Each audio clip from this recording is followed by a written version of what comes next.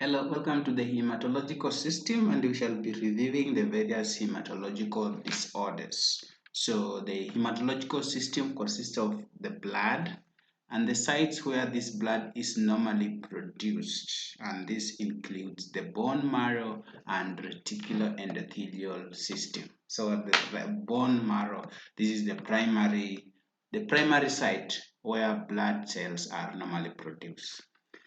Of course, blood is a specialized organ that differs from other organs in that it exists in a fluid state, but it's part of the connective tissue. Remember, we have four types of tissues: epithelial tissue, connective tissue, muscular tissue, and the nerve tissue. So, blood makes up the connective tissue.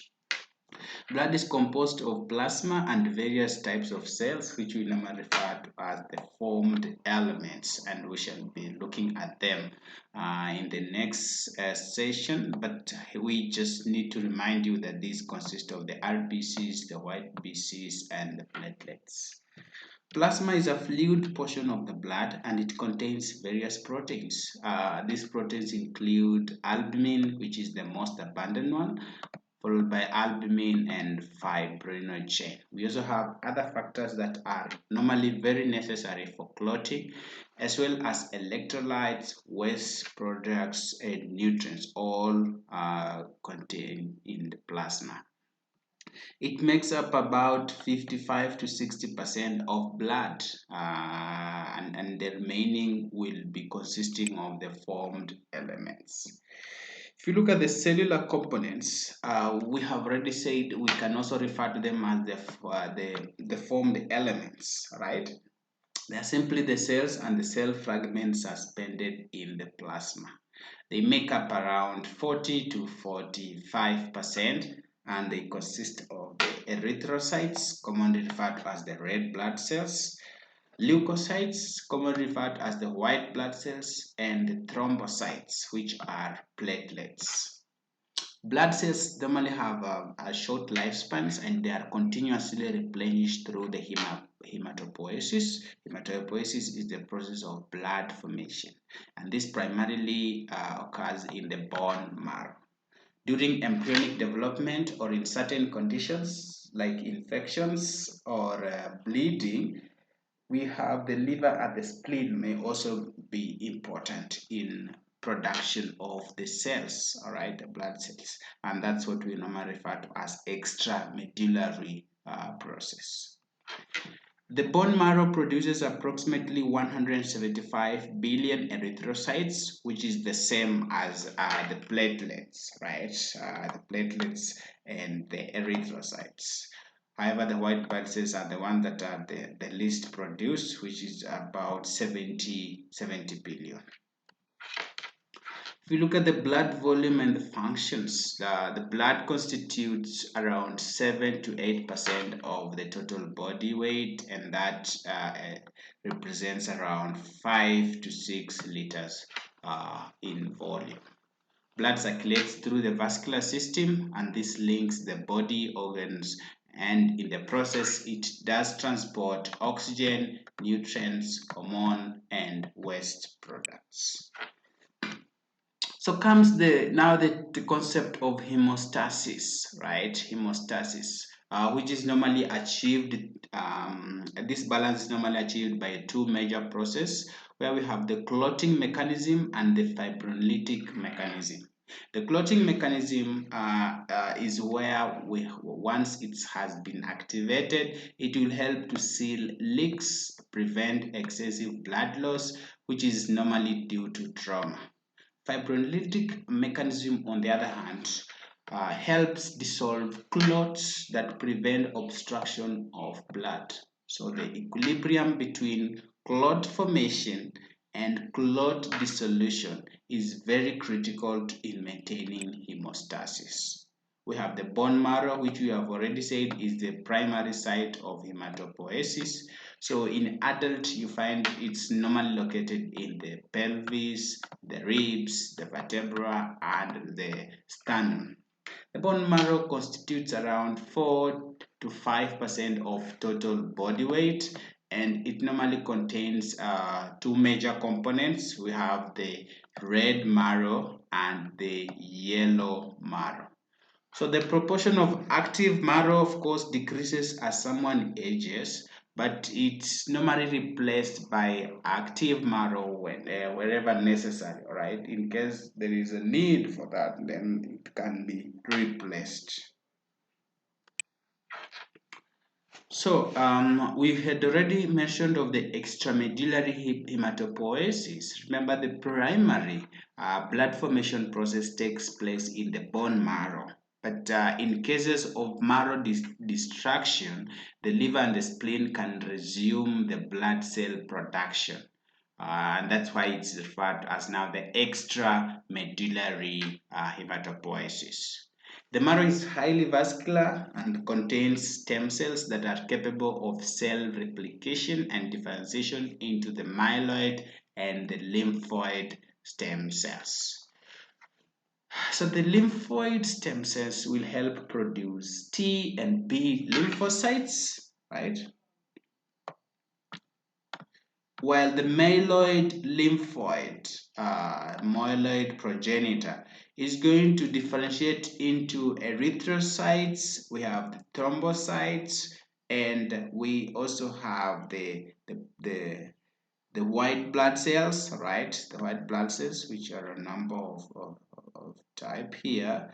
Of course, they originate from the myeloblasts, and now the erythrocytes, right, along other cells. So the white blood cells, we have said that they are also known as the leukocytes. Their major role is to fight infections, and we have several major subtypes under this class. Like the first one is the neutrophils, right? And the neutrophils' major role is to prevent bacterial infection by facilitating the process of phagocytosis. Monocyte is another type of white blood cells, and it acts as a macrophage in tissue. It's highly phagocytic, especially against the fungus involved in immune also surveillance. Eosinophil is the third subtype here, and it's involved in allergic reactions and digest foreign proteins. Basophils, they do contain histamine and are involved in hypersensitivity reactions. Lymphocytes are integral to the immune system. So we have the B and the T lymphocytes. So T lymphocytes are responsible for cell-mediated immunity, while the B lymphocytes are responsible for formation of antibodies, which are responsible for the humoral immunity. Plasma cells, they do secrete immunoglobulins, which are commonly referred to as the antibodies, and the most form of the B lymphocytes, these plasma cells. Erythrocytes, commonly referred to as the red blood cells, they contain HB, the hemoglobin, which is responsible for transportation of oxygen. Their lifespan is about 120 days. You can measure the red blood cells in blood, and you need about 1 to 2 days to report. The normal range is between 4.35 5.65 million cells per mcl, for example, for the male, right?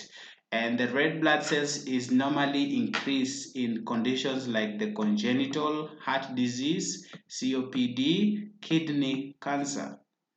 It is also important to note that the RBC count will be reduced.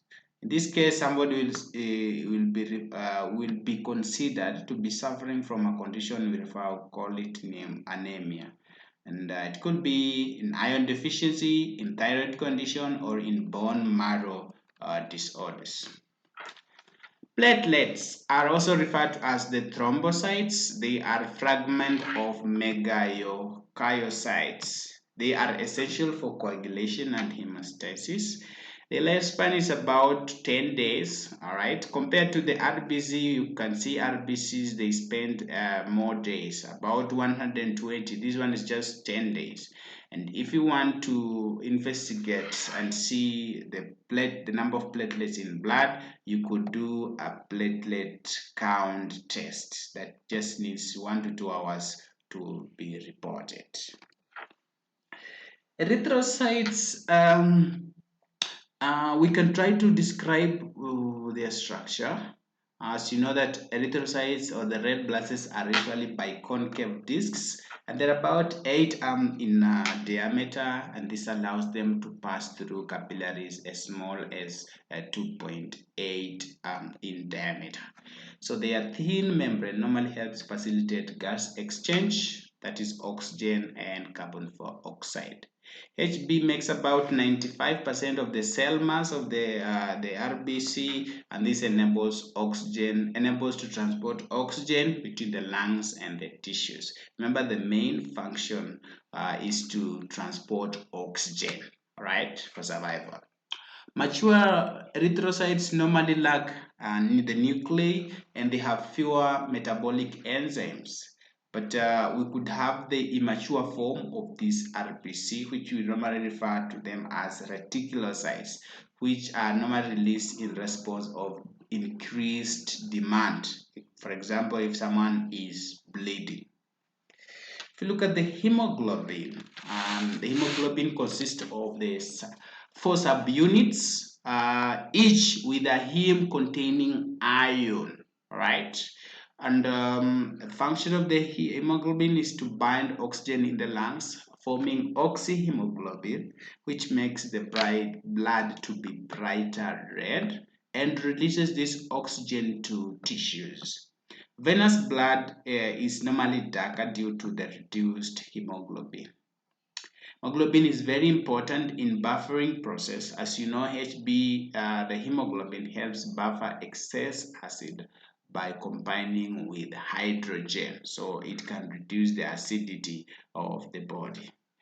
Globulins are the proteins that have to be combined with heme to make hemoglobin, and the most common type of hemoglobin found in adults is hemoglobin A, right? So the process of production of red blood cells normally starts when erythrocytes arise from the myeloid stem cells in the bone marrow. Then these erythrocytes lose their nucleus to become reticulocytes, which further mature to erythrocytes. Erythropoietin is a hormone that is normally secreted by the kidney, and this one stimulates differentiation of erythroblasts, increasing the production in response to low oxygen levels. So you need iron, vitamin B12, folic acid, vitamin B6, proteins, and other factors so that you can have the process of erythropoiesis or formation of RBCs to be swift. Deficiency can lead to anemia, right? Average diet we need produces about 10 to 15 milligrams of iron daily. 0.5 to 1 milligram is absorbed. Iron metabolism is normally regulated by iron stores and the erythrocyte production rate. So iron is stored as ferritin, okay, and it's transported by transferrin to the marrow for HB synthesis. Causes deficiency of iron could include blood loss, inadequate dietary intake. So iron deficiency leads to small, low hemoglobin erythrocytes and should be investigated for the underlying causes like the GI bleeding or colon cancer. Folic acid and folic and vitamin B12, right? They are very essential for the RBCs DNA synthesis. So vitamin B12 normally needs intrinsic factor from the stomach for the absorption in the distal ileum, right? And you know the intrinsic factor is normally deficient in alcoholics, right? Folic acid, on the other hand, is absorbed in the proximal small intestines. Deficiency can result from poor diet, gastrectomy, malabsorption, leading to megaloblastic anemia, where we have large abnormal erythrocytes. So the red blood cell, they have a lifespan of 120 days on average, and if they are old, are damaged, they are normally trapped and destroyed in the liver and the spleen. Hemoglobin is mostly recycled with some breakdown to bilirubin and excreted in bile. Iron is used in new hemoglobin synthesis. So the blood group, we normally use the ABO blood group system to classify blood human blood into 4 types based on the presence or absence of antigen on the surface of RBCs and the antibodies in the plasma. So like we have 4. The first one is have type A, which has A antigens on the RBCs and antibodies B in the plasma. We have blood type B, which has antigens on the RBCs and antibody A in the plasma. We have type AB, which has both AB antigen on the RBC and no anti-A or anti-B in the plasma. So this type is normally known as universal recipient. Okay, it can receive blood from any. Okay, because it doesn't have the antibodies.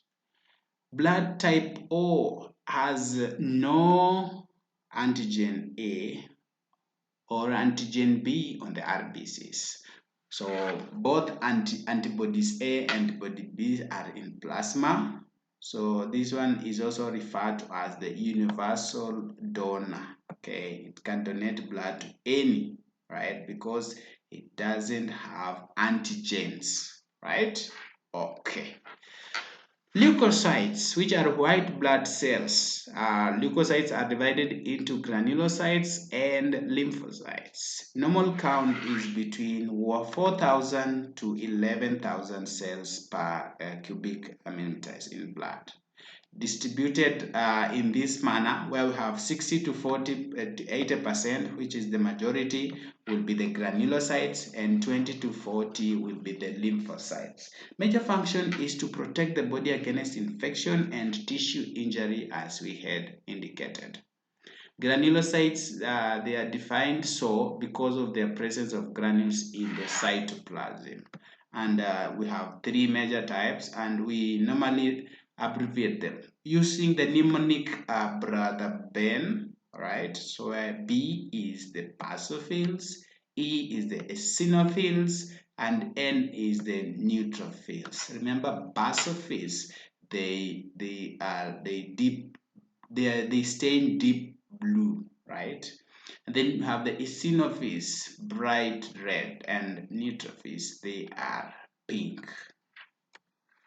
Neutrophils, which is the first member of the granulocytes, are also known as the polymorphonuclear neutrophils or segmented neutrophils. Their nucleus have multiple lobes, about 2 to 5, and they are connected by thin filaments. Their immature forms are referred to as bands, and when you have these bands, they indicate that there is increased production. That's the left shift, right? Okay. They normally develop from the myeloid stem cells through myelopoiesis involving cytokines and growth factors. They mature in about 10 days and circulate for about 6 hours, then migrate to tissues for phagocytosis, living 1 to 2 days in the tissues. Major functions of the neutrophils is to carry out the process of phagocytosis, especially during infection. They are normally the first responders in an inflammatory situation. This is the type of white blood cells that is most abundant in the peripheral blood. Granulocytes, on the other hand, is made up of the monocytes and the lymphocytes. So monocytes, as you know, they are the precursor to macrophages. Monocytes are normally single-lobed nucleus, granular-free cytoplasm, made up of around 5% of leukocytes. And the life cycle, they are short in circulation time, then they transform into macrophages. As we have indicated, they are the precursors to macrophages. Major function of the monocytes They facilitate the process of phagocytosis of the debris and the bacteria, especially in the spleen, liver, peritoneum, and alveoli. Lymphocytes, on the other hand, are small cells with scanty cytoplasm. They do develop from the lymphoid stem cells in the marrow and the thymus. We have at least two types. We have the T lymphocytes, which are the T cells from the thymus and the marrow, and the B lymphocytes from the marrow. The maturation is completed in the lymph nodes, intestines, spleen after antigen exposure. Major functions of the lymphocytes is that they help in immune response, producing antibodies, identifying cells and organisms. What are the major functions of the leukocytes? All right. For neutrophils, we have already said that they are important as the immediate response to inflammation, phagocytosis. The only disadvantage is they are short-lived because they normally commit suicide once they have facilitated their major function. Monocytes, which are the precursors to macrophages, they followed neutrophils, then the long-term phagocytosis, and their second line of defense, effective against fungi and viruses. T lymphocytes directly kill foreign cells. They release lymphokines. They're responsible for cellular immunity, delayed allergic reactions, organ rejection, and tumor cell destruction. B lymphocytes differentiate into plasma cells producing antibodies, which are commonly referred to as immunoglobulins, right? So we have several immunoglobulins and we abbreviate we normally try to remember them using the mnemonic GADMI, right? Immunoglobulin Mg, immunoglobulin A, immunoglobulin D, immunoglobulin M, and immunoglobulin E, right? Eosinophils, they carry out phagocytosis of parasites and they are involved in hypersensitivity reactions, which are allergic reactions. So they do neutralize histamine. Basophils, they produce and store histamine and they are involved in hypersensitivity reactions, provoke allergic responses. Platelets, also referred to as the thrombocytes, they are not true cells, but granular fragments of megakaryocyte cells from the bone marrow.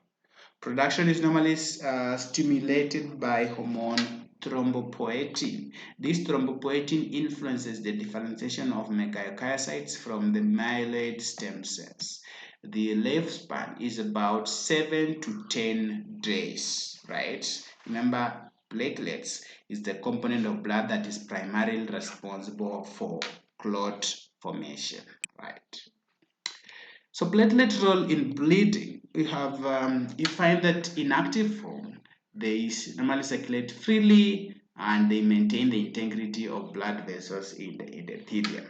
Upon activation, especially upon vascular injury, platelets will adhere to the site and each other, forming a platelet plug that temporarily stops bleeding.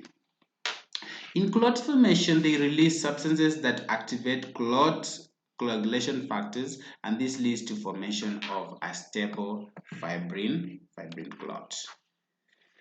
What about the plasma and the plasma proteins? All right, the plasma we have said makes up about 55 to 65 to 60% of blood, and then the 40 to 45 makes up the formed elements. So the plasma, you find that its composition over 90% is water, and the remainder being the plasma proteins, clotting factors, fibrinogen, small amounts of nutrients, enzymes, waste, and gases. The fluid remaining after plasma has clotted is what we refer to as the serum, and it lacks fibrinogen and other clotting factors, right? So you can see the composition of the plasma. Narrowing down to the now plasma proteins, we have the major types have albumins, globulins, and fibrinogen. So for the globulins, we have fractions. We have alpha, beta, and gamma. As for the alpha and beta fractions, they include transport globulins, e.g. the thyroid binding globulins, transferrin, and clotting factors produced by the liver. As for the gamma globulin fraction, it's composed of immunoglobulins such as the antibodies produced by the B lymphocytes and the plasma cells. Remember, albumin is the most abundant plasma protein, right? And its major role is to maintain fluid balance within the vascular system by creating osmotic force that retains fluid in the vascular space, right? And that is enhanced using the oncotic pressure. Albumin is synthesized by the liver, and its major function is to bind and transport various substances in plasma, e.g. the medications, bilirubin, and some hormones. So you find that in the case where we have low albumin levels in individuals with impaired hepatic function, it can lead to decreased osmotic pressure and edema. Patients are going to present with edema. That takes us to the other aspect. This is the reticuloendothelial system, the RES system. Okay, remember the cellular components of the RES system include the monocytes, macrophages, and the endothelial cells. So we have the tissue macrophages, right? Tissue macrophages, which the macrophages originate from the monocytes. We say the monocytes are precursors to the macrophages. And then they have the monocyte differentiation. When they circulate, monocytes spend about 24 hours in the blood before getting into the tissues. So in the tissues, these monocytes are going to differentiate into macrophages, which can survive for months or even years. Macrophages normally engulf and digest foreign invaders like bacteria through the process of phagocytosis. Bacteria that are removed from the circulation by the clearance. In the case of inflammation, they stimulate the inflammatory response, and they can also help present antigens to immune system, and that's also referred to as antigen presenting cells. So the reticuloendothelial system components, we have the tissue histiocytes, where macrophages give rise to tissue histiocytes that includes Kupffer cells in the liver. We have the peritoneal macrophages in the peritoneum and the alveolar macrophages in the lungs. Organs involved majorly are the spleen, the lymph nodes, lungs, and the liver. So the spleen, we have macrophage activity that normally happens there. The spleen is the primary site of macrophage activity, and the spleen consists of the red bulb and the white bulb. The red bulb normally makes about 75% of the spleen, and this is where blood enters venous sinuses through capillaries surrounded by macrophages. White bulb, on the other hand, contains aggregates of B and T lymphocytes within the red bulb. So we have the several processes. First of all, we have the sequestrations. So you find that the sequestrators newly released reticulocytes from the marrow, removing nuclear fragments and other materials before they return into circulation. Then a significant proportion of about 20 to 30% of platelets pool in the spleen, and this causes a large spleen where you have more erythrocytes and platelets. In terms of hematopoiesis, know that fetal life is the major source of hematopoiesis, and adults can resume blood formation if necessary, like in the case of bleeding, or in the case where someone has an infection, or where the bone marrow is compromised, then adults can resume. We have the opsons, which produces substances that promote phagocytosis, and that becomes a role in terms of immunological function. Then you have the immunoglobulin M production, which normally is formed after an exposure to any antigen. right? Okay, that takes us to hemostasis, right? Hemostasis. This is a physiological process that prevents blood loss from intact blood vessels and stops bleeding from severed vessels. And this process requires adequate number of functional platelets to maintain vessel wall integrity. Hemostasis involves two major processes. We have primary hemostasis and secondary hemostasis. For primary hemostasis, it involves a number of steps where we start with vasoconstriction, where severed blood vessels are going to constrict to reduce the blood flow.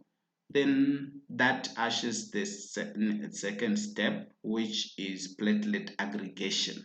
In platelet aggregation, we have circulating platelets will aggregate at the injury site and adhere to the vessel and each other, and this forms unstable hemostatic plaque. The third one is now the coagulation activation, where coagulation factors in the blood are activated on the surface of these aggregated platelets, right? So those are the three steps in the primary hemostasis, right? Okay. What about secondary hemostasis? In secondary hemostasis, it involves the fibrin formation, where the coagulation process involves now the converting inactive coagulation factors like the fibrinogen into leading to the formation of fibrin. So fibrin will reinforce the platelet plug and it will anchor it to the injury site. So coagulation pathways are majorly two, where we have the intrinsic pathway and the extrinsic pathway. The intrinsic pathway is activated when the collagen lining blood vessels is exposed. So clotting factors are sequentially activated, resulting into fibrin formation. Extrinsic pathway is activated by the release of thromboplastin from the injured tissue. So this leads to the conversion of prothrombin to thrombin, which then converts fibrinogen to fibrin, right? Remember, both pathways normally converge in the final step of the coagulation, which ultimately result into stabilization of the hemostatic plug with fibrin. Remember, after the clot has been formed, it has to be broken, right? And that's why the process of fibrinolysis is important. You know, as the injured vessel is repaired, the fibrin clot is no longer needed and is digested through the fibrinolytic systems. We have the plasma fibrinolytic system and the cellular fibrinolytic system. What's the difference between the two? You see, for the plasminogen activation, where we are now going to have the plasminogen, which is present in all body fluids, is incorporated into the fibrin clot. When the clot is no longer needed, the plasminogen is activated to form plasmin. Then we have now that plasmin action. Plasmin is going to digest the fibrinogen and the fibrin, breaking down the clot into fibrin degradation products, which are released into circulation. So through these mechanisms, clots are dissolved as tissue repair occurs, and this returns vascular system to its normal state. So in summary of the hemostasis process, we normally have the vascular response where we have vasoconstriction of these severed blood vessels. Then it ushers in the platelet phase where the platelets aggregate and help form unstable platelet plaque. Then sets in now the coagulation phase where we have either the intrinsic pathway or extrinsic pathway. Intrinsic is activated by collagen exposure, while extrinsic is activated by the tissue thromboplastin. Remember, both pathways normally leads to thrombin formation and fibrin stabilization. That gives us step 4, where we have now the clot retraction, where we have contraction of the blood clot, and now number 5, where we have now the clot destruction, enzymatic breakdown of the clot by the plasmin, right?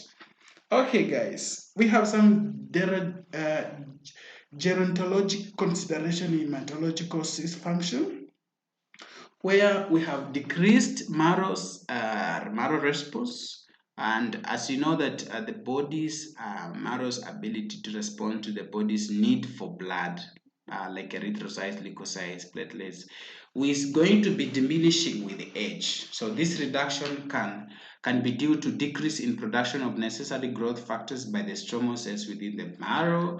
There also can be diminished response to these growth factors, such as the erythropoietin. Another change is the increased susceptibility to myelosuppressive effect.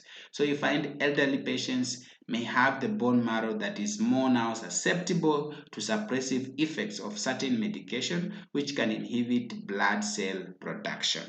Lastly, we have the inadequate increase in blood cell production.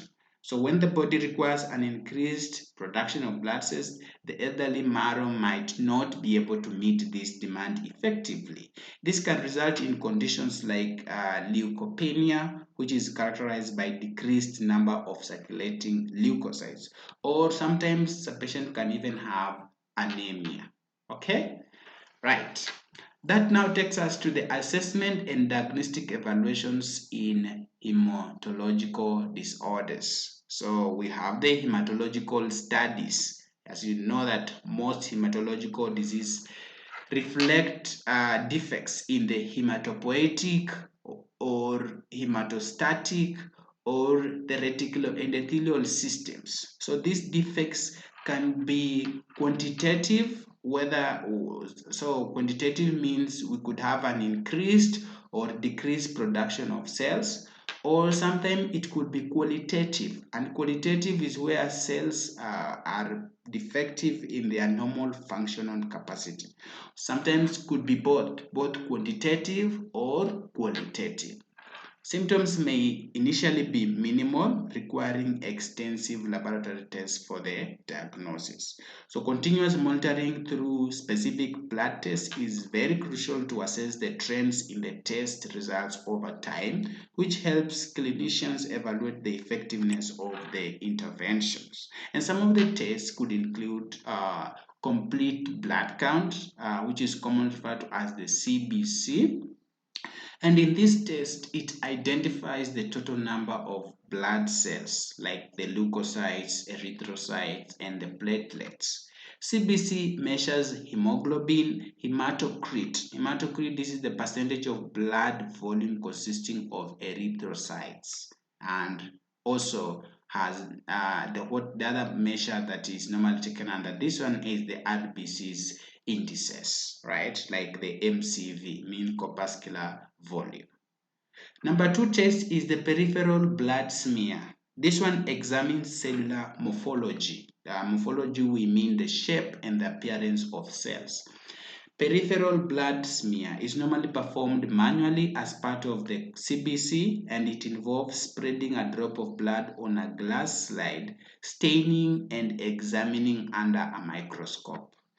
Peripheral blood smear normally provides a detailed information about the shape and size of erythrocytes and platelets and the appearance of leukocytes.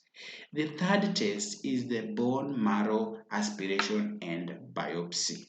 So these procedures are essential for assessing blood cell formation, the quantity and the quality within the marrow, and for documenting infections or tumors. So instruction to report any pain during the procedure for additional anesthetic administration is important. So let's try and look at this bone marrow aspiration because it is so key process.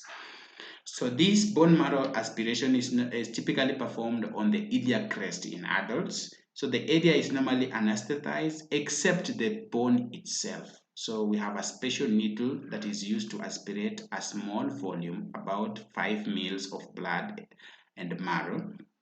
Then the patient may feel some pressure and sharp but brief pain during expiration, right? In post-procedure care, pressure is applied to that site for several minutes and followed by a sterile dressing. Patient may use warm baths and mild analgesic for any discomfort. What about during the procedure, right? It's often performed after aspiration. The bone marrow biopsy is often performed after the aspiration using a slightly different location. A biopsy needle calls out a portion of the marrow. The patient may feel pressure but not pain, right? And in post procedure, it is similar to aspiration with added emphasis on pain management and avoiding aspirin containing analgesics. So we have some risks in preparations where you include bleeding and infection, particularly if the patient has a low platelet count or has been taking medications affecting platelet function like the aspirin. So in terms of patient preparation, you have to do thorough explanation of the procedure. You discuss the risks, benefits, and alternatives. You make sure you have signed informed consent, and there is also the use of anti-anxiety agents for various anxious patients. So the first conditions under the hematological system is the anemia, right? And anemia is a condition where the hemoglobin concentration in blood is lower than the normal, and it could indicate fewer erythrocytes circulating in the bloodstream. This results into, or anemia will result into a diminished capacity to deliver oxygen to tissues. Remember, hemoglobin's major role is to transport oxygen. Generally, anemia is a sign of an underlying disorder and not a disease itself, right? However, anemia is the most common hematological condition. We can classify anemia based on the cause of erythrocytes deficiency. Like we have the hypoproliferative anemia, which are caused by defective production of erythrocytes, or hemolytic anemias, which are normally caused by premature destruction of erythrocytes. Then now we have anemia due to bleeding, caused by loss of erythrocytes from bleeding. It could be the gastrointestinal bleeding, trauma, or even menorrhagia in women. Clinical manifestation of patients with anemia. We could have general symptoms like fatigue, weakness, pallor, tachycardia, and dyspnea. All of them are related to the reduced delivery of oxygen to tissues. We also have specific symptoms that may occur based on the type of anemia that we are going to discuss. Like if somebody has iron deficiency anemia, they're going to present with smooth, sore tongue, brittle and ridged nails, angular chelosis. And for the megaloblastic anemias, the patients are going to present with jaundice, beefy red, and sore tongue. What about the hemolytic anemias? Patients are going to have jaundice, dark urine, and splenomegaly. So we have some kind of the assessments that will be conducted in that case, where we could do the blood test, looking at the hemoglobin, hematocrit, reticulocyte account, and RBCs indices like the MCV, the RDW, iron studies like the serum iron, the TIBC, the ferritin, the serum vitamin, and folate levels. Could also do bone marrow aspiration just to detect iron levels in the marrow, and we could do other tests like the haptoglobulin, erythropoietin levels, stool tests for occult blood, diagnostic studies for underlying chronic illness. So the medical management, you find that treatment depends, or it normally focuses on addressing the underlying cause of anemia. If it is nutritional supplement, like for the megaloblastic anemias, you could do the vitamin B12 and the folic acid supplementation where necessary. If it is iron deficiency anemia, you could supplement iron to some extent. Medications, you could give medications like erythropoietin and other growth factors just to stimulate the process of erythropoiesis. Transfusion for severe anemia, where you give packed red blood cells. Dietary changes, you could encourage a balanced diet rich in the necessary nutrients. So in terms of the nursing process for patients with anemia, we might do health history and physical examination where you monitor the symptoms like the general symptoms of anemia like fatigue, pallor, jaundice, right? And even the specific one.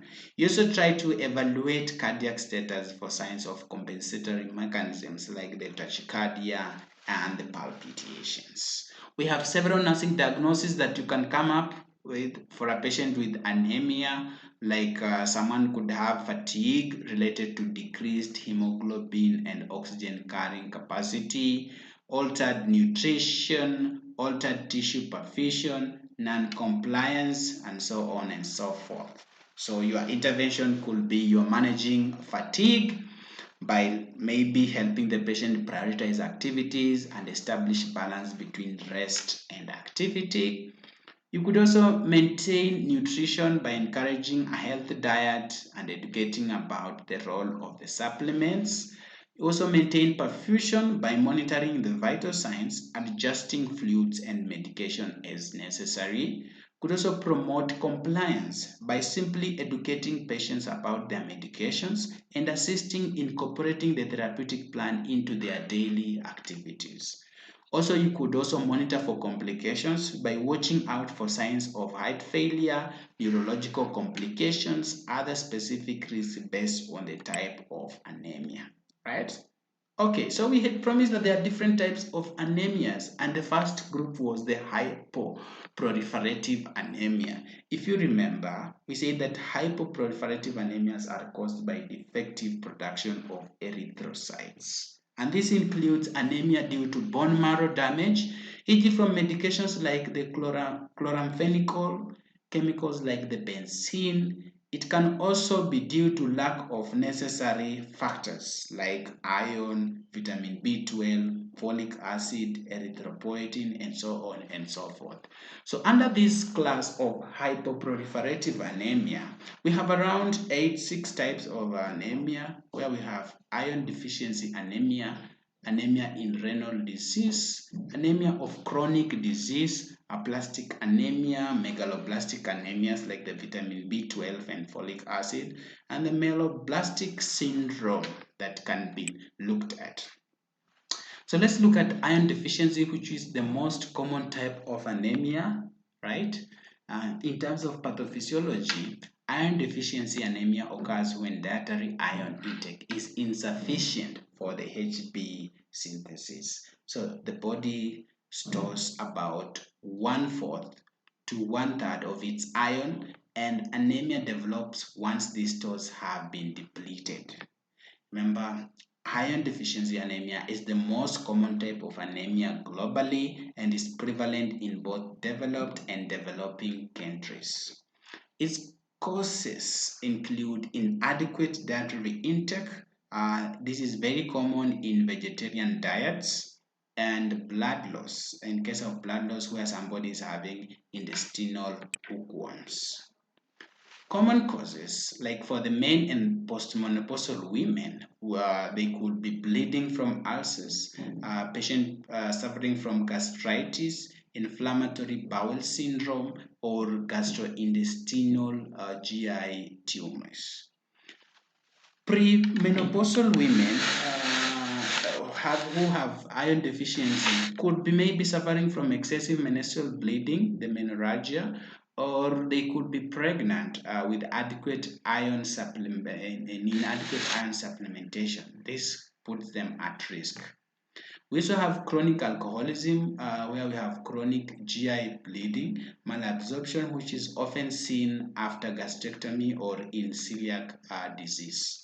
Clinical manifestation of iron deficiency. We have, of course, the general signs of anemia and the specific, the severe of prolonged deficiency. As for the general, we have symptoms like fatigue, weakness, pale skin, shortness of breath, dizziness, cold hands and feet, and headache.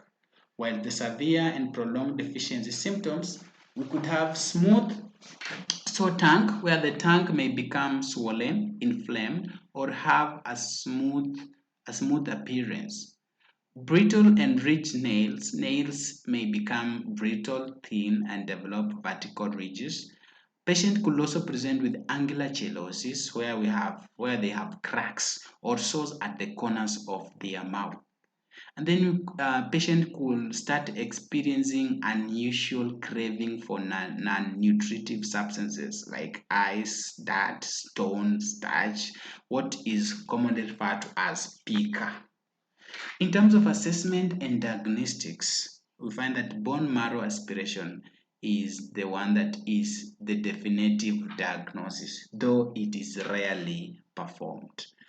As for the common laboratory test, patients are likely to present with low serum ferritin, low serum iron, elevated total iron binding capacity, the TIBC, low HB, low hematocrit, and low mean corpuscular volume. Right? Remember, the normal range for the mean corpuscular volume is between 80 to 100. So for the iron, it's going to be below 80.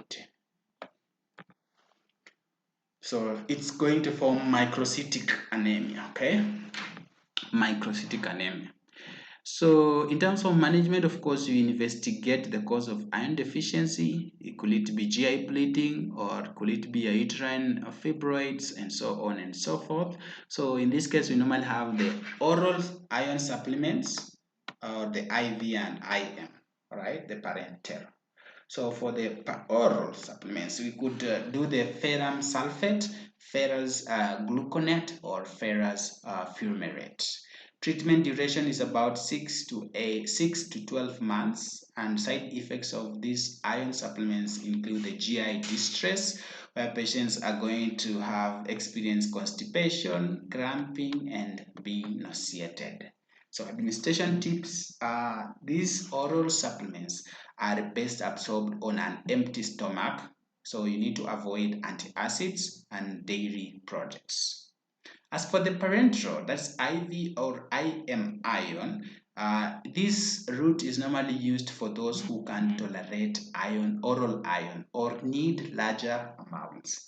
So when you are doing so, you have to monitor for anaphylaxis during administration. We have newer formulations which have a lower risk of anaphylaxis, which is a best advantage in this case. But generally, we normally use the Z technique for IM administration, and this helps minimize skin staining and local pain. We have the nursing management, where we can carry out preventive education, where the RN will encourage iron-rich foods like organ meats, beans, leafy greens, raisins, molasses. We also need to enhance absorption by using the vitamin C sources foods. Number two is about dietary counseling, where the RN can address dietary inadequacies, particularly in those following fat or vegetarian diets.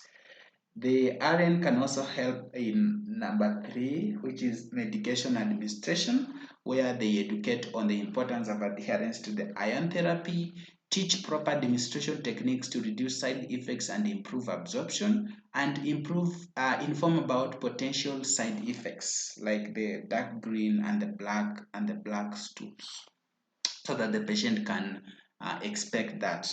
Okay. For IV iron administration, we ensure that emergency medications are available, because there is an increased chance of developing hypersensitivity reactions. Okay. Besides that, you also need to monitor for those allergic reactions. So what are the patient guidelines when taking oral iron supplements? Well, you first of all talk about the timing.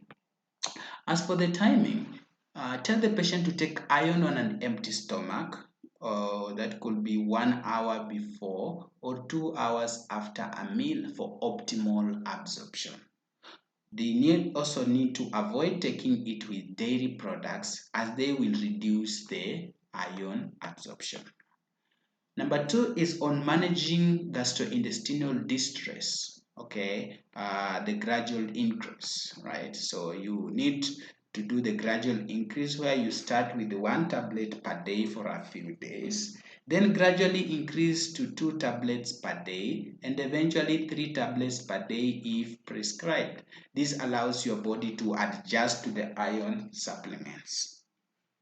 You also need to enhance iron absorption, and you can enhance iron absorption using the vitamin C or the ascorbic acid. So you increase the intake of vitamin C rich foods like the citrus fruits, the strawberries, the tomatoes, the broccoli, as all these will enhance iron absorption, right? Okay, what of the need to prevent constipation? Remember we said these drugs increases the chances of a patient developing constipation. So how are you supposed to prevent? So as an RN, you encourage the fiber-rich foods. So you incorporate high fiber foods in the patient's diet just to help manage and prevent constipation. Other considerations include stool being the stool color. So you have to tell the patient to be aware that taking iron supplements will cause their stools to become dark in color, and this is a normal finding. All right, they don't need to be worried about this. For the liquid iron supplements, you're supposed to help teach so that we prevent the teeth staining from liquid iron supplements. So what are the solution for this? To prevent the staining, the teeth staining from the liquid, we could encourage the use of a straw or place the spoon at the back of the mouth when taking these supplements. We could also rinse the mouth thoroughly after taking the supplement just to minimize the staining. Okay? Okay, guys. That takes us to the second subtype of hypoproliferative anemias, and that is anemia in the renal disease. Remember, patients with end-stage renal disease where they are going to be presenting with a GFR of less than 15 typically develop significant anemia when serum creatinine exceeds 3 milligrams per 100 mils. And the major cause is the erythropoietin deficiency. As we all know, the kidney normally produces less erythropoietin, which is and this erythropoietin is very essential for RBC production.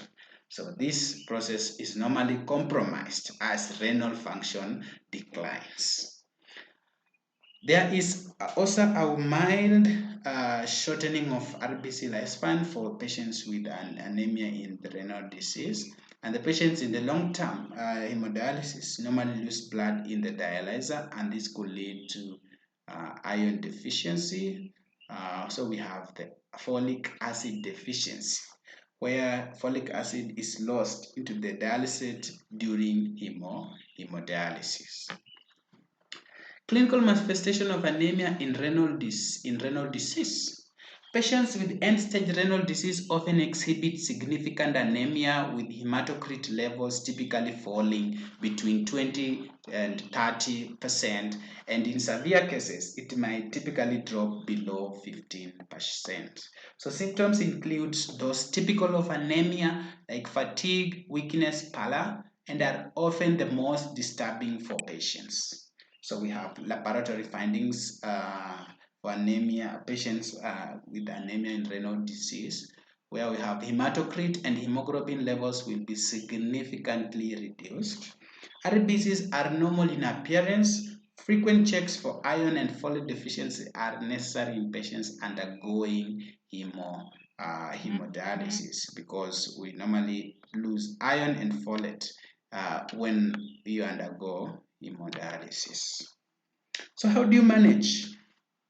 We could do recombinant erythropoietin, where medications such as epoetin alpha and dermapoetin alpha are used to stimulate RBC production, reducing the need for blood transfusion. We also do the iron and folic acid supplementation, where we give oral iron supplements and folic acid are given to address the deficiencies. Do the hemoglobin targets. Remember, current guidelines recommend maintaining hemoglobin levels between 11 and 12 grams per deciliter, not exceeding 13 grams per deciliter, because if you do, it's going to risk the development of cardiovascular complications like heart failure, heart attack, or even stroke, right? So you maintain between 11 to 12 grams per deciliter. Make sure you monitor the hemoglobin levels frequently, and erythropoietin doses should be adjusted accordingly. All right, the next is anemia of chronic disease or inflammation. All right, anemia of inflammation. Anemia of chronic disease is associated with chronic inflammatory diseases, infections, and malignancies. So we have conditions like rheumatic arthritis, chronic infections, and various cancers can cause this type of anemia. So characteristics, we have erythrocytes appearance, they'll be normochromic or normochromic, normal color and size. And anemia of chronic disease is usually mild to moderate and non-progressive. It develops gradually over 6 to 8 weeks and stabilizes with hematocrit, typically above 25. Hemoglobin levels rarely falls below 9 grams per deciliter. When you look at the bone marrow of a patient with anemia of chronic disease, it will show normal cellularity with increased iron stores as iron is diverted from the serum. So generally, we normally have erythropoietin levels decreasing, and iron use being blocked by erythroid cells, and there is a moderate shortening erythrocyte survival. In terms of clinical manifestation, patients usually exhibit few symptoms and the anemia does not typically require treatment, all right? But you have to look at the underlying disorder. So management of the underlying chronic disease leads to normalization of the HB levels as the bone marrow uses stored iron to produce erythrocytes. Need to focus on addressing the underlying chronic conditions. So patients with anemia of chronic disease do not benefit from additional iron supplementation. And the reason is because the major problem here is all about iron utilization rather than absolute iron deficiency. You know, like for the hepcidin regulation, inflammation in anemia of chronic disease increases the production of hepcidin. Hepcidin normally inhibits the release of iron from macrophages and the absorption of iron from the intestines by degrading the ferroporin, the iron, which is the iron exporting protein. So this process normally leads to iron being sequestrated in macrophages and less available for RBC production. So when you have iron sequestration, that's the body's response to chronic disease or inflammation, sequesters iron away from the pathogen. So when you're trying to hide iron from the pathogen, it ends up being sequestrated into the reticular endothelial system, right? And this makes it unavailable for the RBCs. Right? So this process is all about, the problem is all about iron utilization. So although iron stores may be adequate or increased, Anemia of chronic disease will impair the utilization of iron due to inflammatory cytokines that normally disrupt erythropoiesis, and this prevents efficient incorporation of iron into hemoglobin. All these reasons point to the fact that iron supplementation in anemia of chronic disease may be unnecessary. Let's look at the aplastic anemia. And the aplastic anemia, this one is a rare disorder and is caused by a decrease in or damage to marrow stem cells. It could also be damage to the marrow microenvironment, replacement of the marrow with fat. So this leads to pancytopenia. Pancytopenia is deficiency of all blood cell types.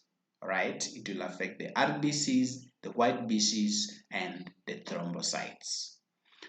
The exact cause is often unknown, but many studies have shown that it may involve an inappropriate immune response where T cells are attacking bone marrow stem cells.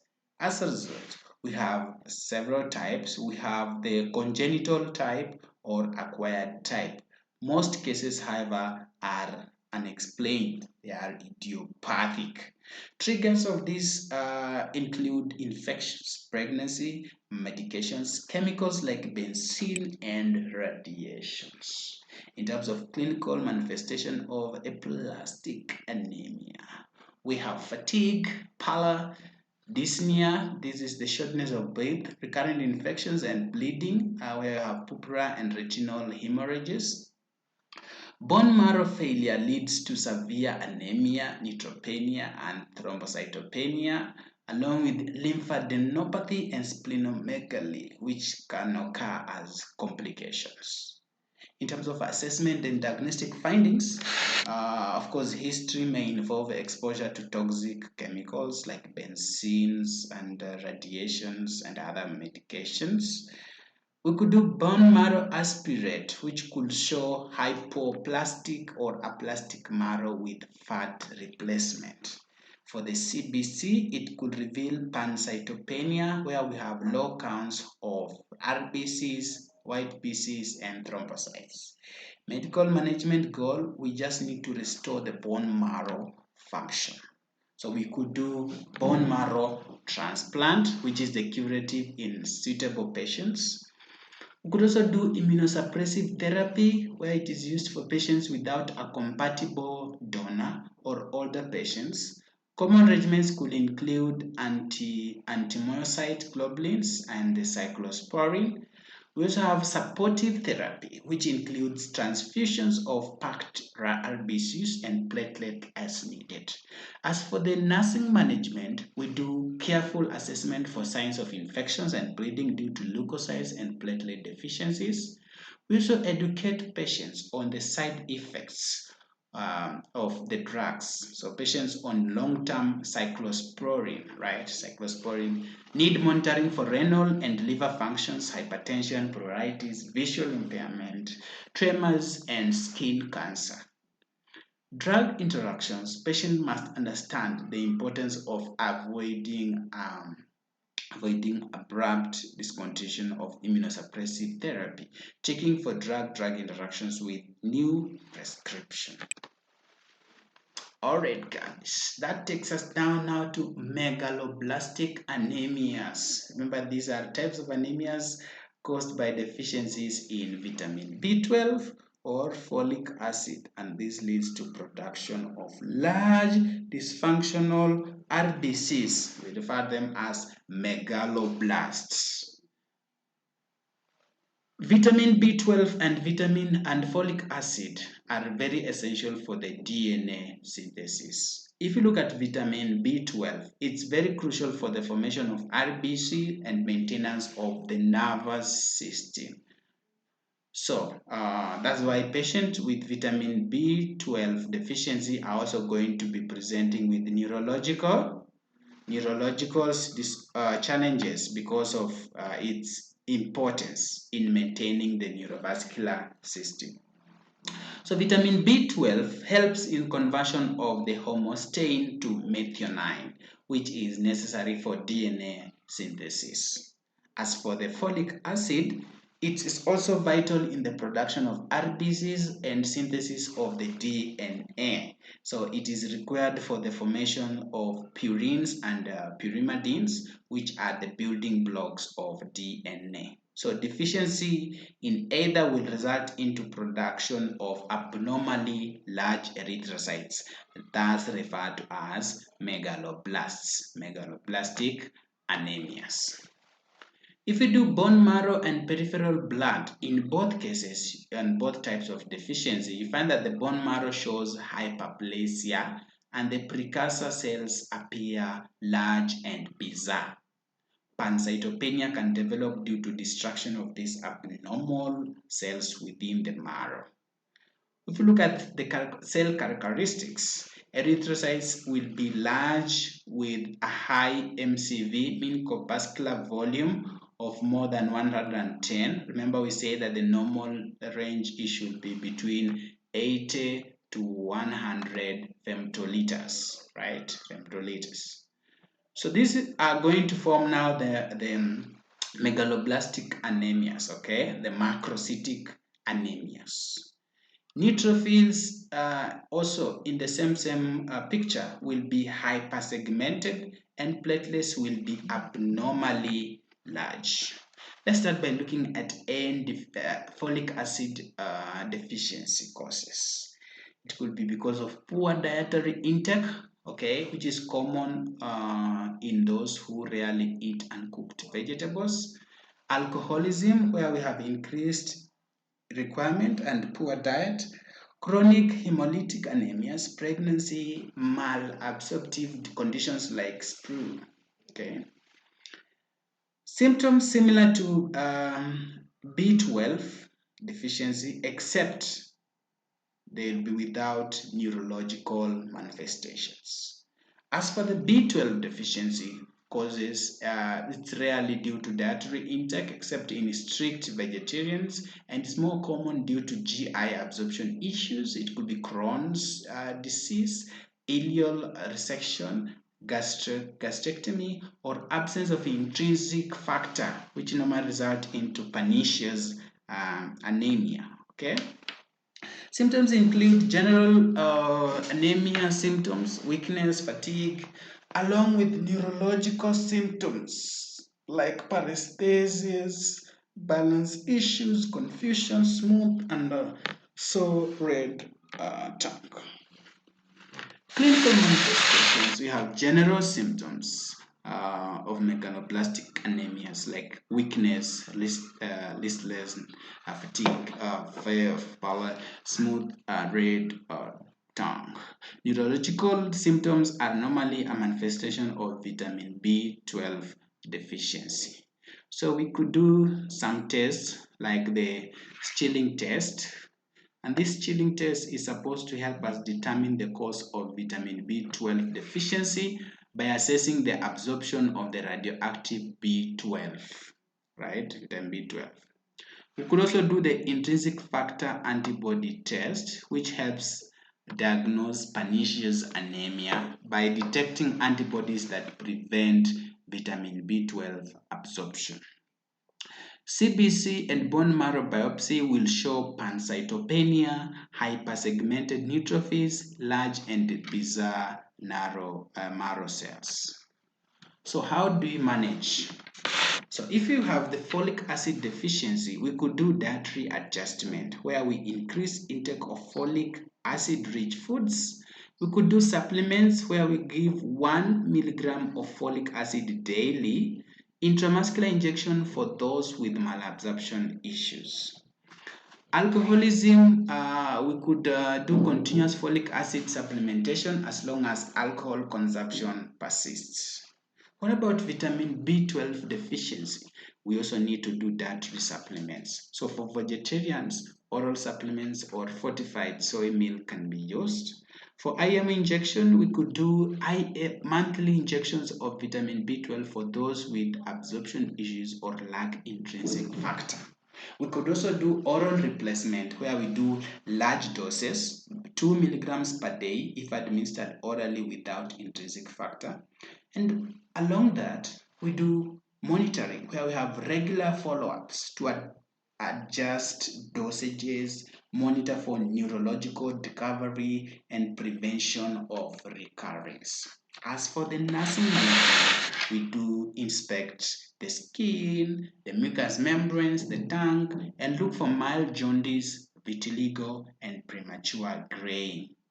In neurological assessment, we test position and vibration sense. We assess gait, stability, and need for assistive devices, especially for those patients suffering from vitamin B12 deficiency.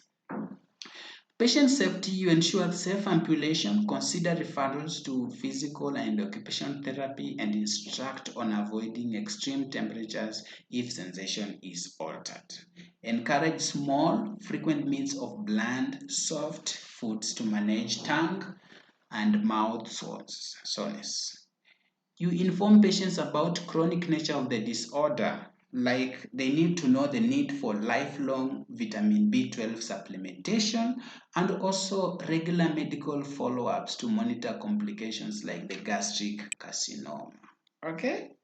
Right. That takes us to another condition. We have the MDS, right? The myelodysplastic syndrome. It represents a group of disorders that are caused by abnormal development in one or more types of blood cells that lines originates from the myeloid stem cells, right? Could be the erythrocytes, white blood cells, or the platelets. Okay, the myeloid stem cell. So this process it mostly affects erythrocytes, right? Mainly affects the erythrocytes. We've said it could affect any of the three. Okay, erythrocytes, the RBCs, white BCs, or platelets. But if you look at the three, it mostly affects the erythrocytes, and it normally leads to macrocytic anemia. Okay, macrocytic anemia. Leukocytes, especially neutrophils and platelets, can also be affected. So despite being hypercellular, many cells die before entering the circulation, and this results into lower counts of circulating cells. Neutrophils have impaired bactericidal functions, and platelets have reduced aggregation and adhesion capabilities, increasing the risk of infections and bleeding. So the primary medulloblastic, okay, generally affects individuals over 60 years old, while the secondary MDS can occur at any age, often due to prior exposure to toxic elements, including therapeutic agents. So you find that this second type of MDS has a poor prognosis and a higher tendency to evolve into acute myeloid leukemia, which is often resistant to standard treatment. Clinical manifestation of the MDS, if you look at the patient, we could have two phases where we have the asymptomatic case. Some patients you find they are asymptomatic and diagnosed incidentally. They just diagnose incidentally via routine CBC. While the symptomatic cases, patient may experience fatigue, may have recurrent infections due to neutrophil dysfunction and bleeding due to platelet dysfunction. Symptoms can persist or worsen over time, potentially progressing to a leukemic state. On assessment and diagnostic findings, we could do the CBC, which typically shows macrocytic anemia, okay, macrocytic anemia, possibly reduced leukocyte and platelet count. We could also have serum erythropoietin levels and reticulocyte count are often inappropriately low. As for the bone marrow aspiration and biopsy, we know that this process is very essential for diagnosis because it's capable of showing dysplastic changes, providing cytogenic analysis to determine prognosis and treatment approach. As for the progression to the ML, it is normally noted as an increase in immature blasts on the CBC. Okay, all right. We have treatment. We have allogenic bone marrow transplant, and this is the only curative treatment for MDS. Chemotherapy traditionally used, but often with limited success. We have newer agents like the lenalidomide, the azitinib, the decitabine. They have shown promise in treating certain MDS subtypes. We could do immune suppressive therapy with ATG may be effective in some patients. Supportive treatment, you could do transfusions, erythropoietin, platelet transfusion, and infection managed aggressively with granulocyte colony stimulating factor used in severe neutropenia cases. For nursing management, we educate the patient by emphasizing the chronic nature of the MDS infection prevention, bleeding risk management.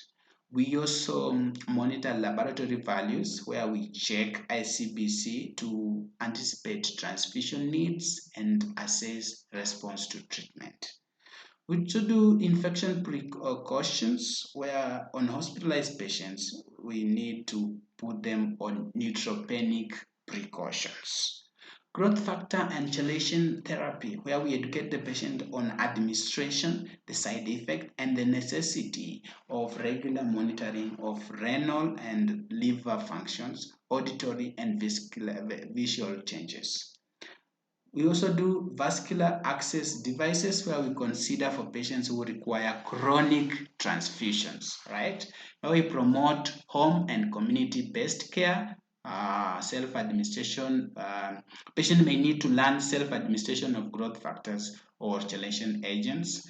We also do regular follow-up where we have continuous medical monitoring will be crucial to manage the symptoms and prevent the complications, right?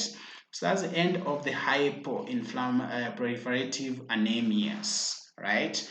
Next, we look at now the hemolytic anemias, which are normally caused by premature destruction of erythrocytes. And when this is done, it will lead to decreased number of circulating RBCs, which results in release of hemoglobin into the plasma, which is then converted to bilirubin, causing bilirubin levels to rise. Hemolysis can be due to intrinsic erythrocyte defects like the sickle cell anemia, the glucose 6 phosphate dehydrogenase deficiency, plasma abnormalities, e.g. the immune hemolytic anemias, or the mechanical injury from the mechanical heart valve. So erythrocytes are generally destroyed faster than the bone marrow can produce them, right? So this will result in several manifestations like hypoxemia. Because of the reduced erythrocyte count, this can lead to decreased oxygen delivery to tissues, resulting into hypoxia. So hypoxia will stimulate the kidney to release erythropoietin, which in turn stimulates the bone marrow to produce new erythrocytes, often releasing immature reticulocytes into circulation. As you know, excessive destruction of erythrocytes leads to increased hemoglobin breakdown. About 80% of heme will be converted to bilirubin, which is then conjugated in the liver and excreted in bile. Laboratory features for hemolytic anemias. We have elevated reticulocyte count, which indicates increased erythropoiesis. We also have increased indirect bilirubin or unconjugated bilirubin, and this is due to excessive hemoglobin breakdown. We have decreased haptoglobin. Haptoglobin binds free hemoglobin. Its depletion indicates increased hemolysis, right? Lastly, we have potential for progressive anemia. If the bone marrow cannot compensate, anemia develops. So we have different forms of hemolytic anemias. We have the inherited forms and the acquired forms. If we try to look at the inherited forms include single cell anemias, thalassemia and thalassemia major, with the glucose 6-phosphate dehydrogenase deficiency, and hereditary spherocytosis. As for the acquired forms, we have the autoimmune hemolytic anemias, paroxysmal nocturnal hemoglobinuria, and microangiopathic hemolytic anemias, heart valve hemolysis, anemia associated with hypersplenism. For the clinical manifestation, patients could present with fatigue, and this is due to decreased oxygen carrying capacity, pallor, especially noticeable in mucous membranes. Patients could present with jaundice, which results from increased bilirubin levels. And the patient could also present with splenomegaly. This is simply enlargement of the spleen due to the increased erythrocyte destruction. We also have gallstones where there is it will result from increased bilirubin turnover. In terms of assessment and diagnostic findings, we have the CBC and the reticulocyte count. Patients going to have elevated reticulocyte count, and this indicates increased RBC production. Bilirubin levels, where you have increased indirect bilirubin levels due to excessive hemoglobin breakdown. Haptoglobin levels, we are going to have low levels, and this will indicate hemolysis. And for the peripheral blood smear, it can reveal abnormal shape of red blood cells specific to different types of hemolytic anemias. So what about the medical management? For the medical management, you have to treat the underlying cause. You manage the specific type of hemolytic anemia, which is very crucial in the management. You can avoid triggers like for the glucose 6-phosphate dehydrogenase deficiency, manage infections in autoimmune hemolytic anemias. Transfusion could be necessary to manage severe anemias. Folic acid supplementation could help support increased erythropoiesis. Immunosuppressive therapy can be used in autoimmune hemolytic anemias to decrease immune-mediated destruction of RBCs. Splenectomy may be considered in cases where hereditary spherocytosis or refractory autoimmune hemolytic anemias, just to reduce RBC destruction. For the nursing management, we monitor vital signs and symptoms regularly so as to check out if anemia, the jaundice, and the splenomegaly are developed. We also educate patients on the nature of their type of hemolytic anemia, the importance of avoiding non-triggers or adhering to the treatment plans. We provide care for complications such as infections, gallstones, and severe anemia, and we ensure patients receive adequate nutrition, hydration, and follow-up during care. Okay? All right, guys. So when looking at hemolytic anemias, we can have the first and the most common type here, the inherited form, which is the sickle cell anemia. And in this sickle cell anemia, this one is a severe hemolytic anemia that results from inheritance of sickle cell hemoglobin gene. Remember, we say that the most common hemoglobin for adults is hemoglobin A, but in this case, we have inheritance or acquisition of this hemoglobin S gene, and this leads to defective hemoglobin molecules. When exposed to low oxygen levels, this hemoglobin, sickle cell hemoglobin, forms a crystal-like structure, and this causes the red blood cells to become rigid and sickle-shaped. So these disformed cells can obstruct blood flow, leading to ischemia, pain, swelling, and fever. Cold and increased blood viscosity can also exacerbate this process. In terms of epidemiology, the sickle cell hemoglobin gene is predominantly inherited among people of African descent, with low frequencies in population from Middle East, the Mediterranean, and some tribal groups in India. Clinical manifestation of the sickle cell anemia. Find that if you look at the HB levels, they are typically between 7 to 10 grams per deciliter with chronic hemolysis. Patients will be experiencing jaundice, so it will be commonly seen in the sclera. Bone marrow expansion, it can lead to facial and skull bone formation in children. It also the patient could also present with cardiovascular effects like tachycardia, the murmurs, cardiomegaly, and heart failure. Patients can also have organ damage, primarily organs like the spleen, the lungs, and the CNS. Infections where you have increased susceptibility, especially to conditions like pneumonia and osteomyelitis. So we have sickle cell crisis that normally happens, and one of the most common one is a vaso-occlusive crisis, which is most common and causes severe pain due to tissue hypoxia. We also have aplastic crisis, which is normally triggered by the parvovirus infection, and this leads to rapid HB decrease and lack of reticulocytes. The sequestration crisis, where organs pool sickle cell cells, primarily the spleen in children and the liver or lungs in adults. So we have several complications of the sickle cell anemia. We could have acute chest syndrome where the patient presents with fever, cough, tachycardia, and new infiltrates on the chest X-ray. We also have pulmonary hypertension, which is often asymptomatic until advanced, and this one can be identified by Doppler echocardiography. You also have organ-specific issues including stroke, renal failure, heart failure, impotence, and skin ulcers. So this one, sickle cell anemia is normally confirmed by the HB electrophoresis.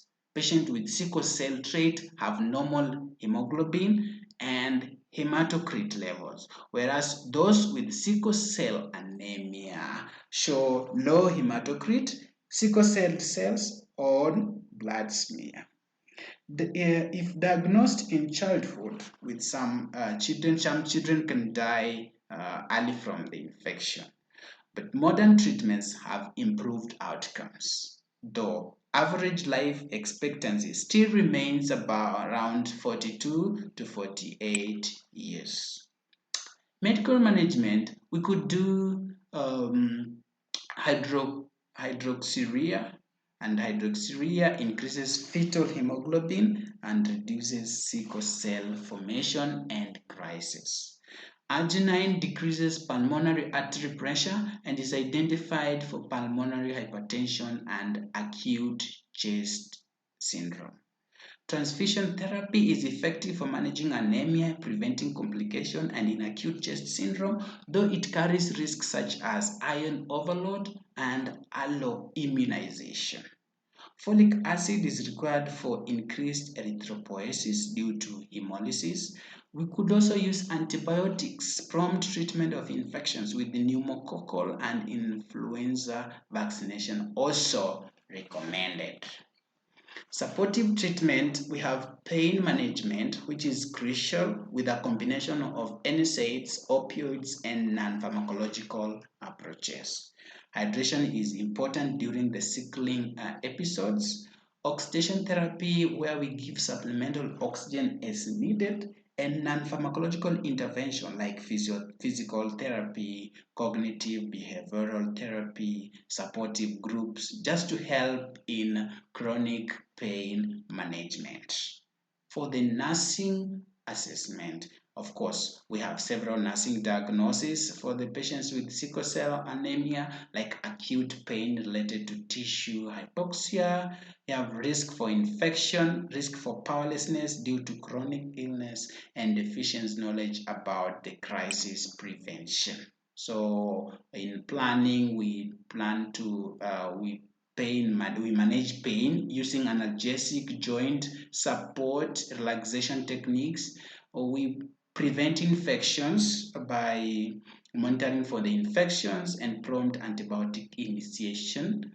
We also try to focus on the strength and involve the patient in care decisions, teach them about crisis preventions and medication compliance. We also monitor and manage complications like the leg ulcers and the priapism. So priapism, we teach the patient to seek medical help for persistent erections, and we can also refer to a wound care specialist for those with the leg ulcers, right?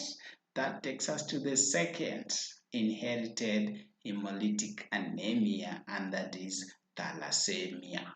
Thalassemia is a group of hereditary anemias caused by defects in hemoglobin synthesis, which leads to hypochromia, microcytosis, hemolysis, and anemia. Thalassemia is most prevalent in people of Mediterranean, African, and South Asian ancestry. So thalassemia results from reduced production of one or more globulin chains of the hemoglobin. This imbalance causes hemoglobin to precipitate in erythrocytes or their precursors, leading to cell rigidity and premature destruction. We have different types where we have alpha thalassemias and beta thalassemias. So when you look at alpha thalassemias are common in Asia and Middle East, and they are usually milder and often asymptomatic. But for the beta thalassemias, they are most prevalent in Mediterranean regions and can also be found in the Middle East and Asia. These beta thalassemias vary in severity, with severe cases being potentially fatal during or without the treatment. In terms of clinical presentation, where we're looking at the alpha thalassemia and beta thalassemia. Alpha thalassemia, they have mild macrocytic anemia, often asymptomatic, while the beta thalassemias, they range from mild microcytosis and anemia to severe forms, like the thalassemia major, which is also referred to as the coli anemia, which can be fatal in early life without treatment. So for treatment, we do regular transfusion therapy just to facilitate growth and development, but this can lead to iron overload, which is a challenge. Chelation therapy helps reduce complication from iron overload and can extend patients' lifespan. Bone marrow transplant offers a potential cure, ideally performed before significant liver damage. Patient teaching includes preconception counseling about risk to offspring. The third inherited hemolytic anemia is glucose 6 phosphate dehydrogenase deficiency, abbreviated as G6PD. No, this has a genetic basis where we have the GCPD gene, and this gene normally encodes an enzyme that is very crucial for erythrocyte membrane stability. It is X-linked recessive and affects more males than females. About 12% of African Americans males in US are affected. Also common in Asian and certain Jewish populations. So we have some types here where we have the African American type and the Mediterranean type. As for the African American type, it is less severe. Hemolysis usually occurs under stress. But for the Mediterranean type, it's the most severe form. We have greater hemolysis and potential for life-threatening anemia. Triggers for the glucose 6 phosphate dehydrogenase deficiency include use of oxidant drugs like antimalarial drugs, chloroquine to be precise, sulfonamides like the trimethoprim sulfamethoxazine, Septrin drug, nitrofurantoin, dapsine, primaquine, phenazoparidine, flochlora, chloramphenicol, and amyl nitrate. These are drugs that could trigger the G6PD disease. We also have foods like the fava beans could also induce hemolysis in affected individuals. In terms of clinical manifestation, we could have the asymptomatic case where this disease is often have normal hemoglobin and reticulocyte counts, but in post-exposure, after exposure to a trigger, which may be a drug, the oxidant drugs may be. Patient could present with pallor, jaundice, hemoglobinuria, and increased reticulocyte counts. Could also have the Heinz bodies, that is this degraded hemoglobin, which may be observed in blood smear. Severe cases, particularly in Mediterranean type, we could have spontaneous recovery and may not occur. Okay? All right. In assessment and diagnosis, you could do screening tests where it's used to detect the G6PD deficiency. We could also do the quantitative assay, which we measure the activity, enzyme activity to confirm the diagnosis. For the medical management, we need to remove the offending trigger, okay, the offending agent. We can stop the use of that causative drug or even avoid these other triggers, right? For the transfusions, that could be another management, and it's only necessary in severe forms, especially more common type with the Mediterranean type. So we need to, as nurses, we have to inform patients about the disease, the medications that needs to be avoided, and the importance of wearing the Medi-Alert bracelets. Also, we also may need genetic counseling where it may be indicated for family planning and understanding the hereditary nature of this condition, right? We also need to do supportive care where it is similar to hemolysis from other causes and address symptoms and ensure patient safety. Okay? All right. Now let's look at immune hemolytic anemias, where we have allo antibodies, which are normally produced against foreign antigens. For example, the rhesus negative person receiving rhesus positive blood. So these are typically large, that is the immunoglobulin M type, and cause immediate destruction of sensitized erythrocytes, either intravascularly or in the liver.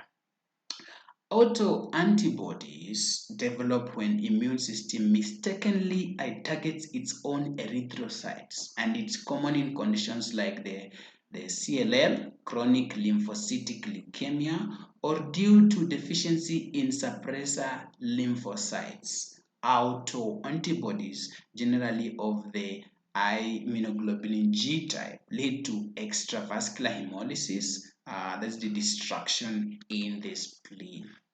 We have types of immune hemolytic anemias. We have the warm body antibodies type and the cold body antibodies type.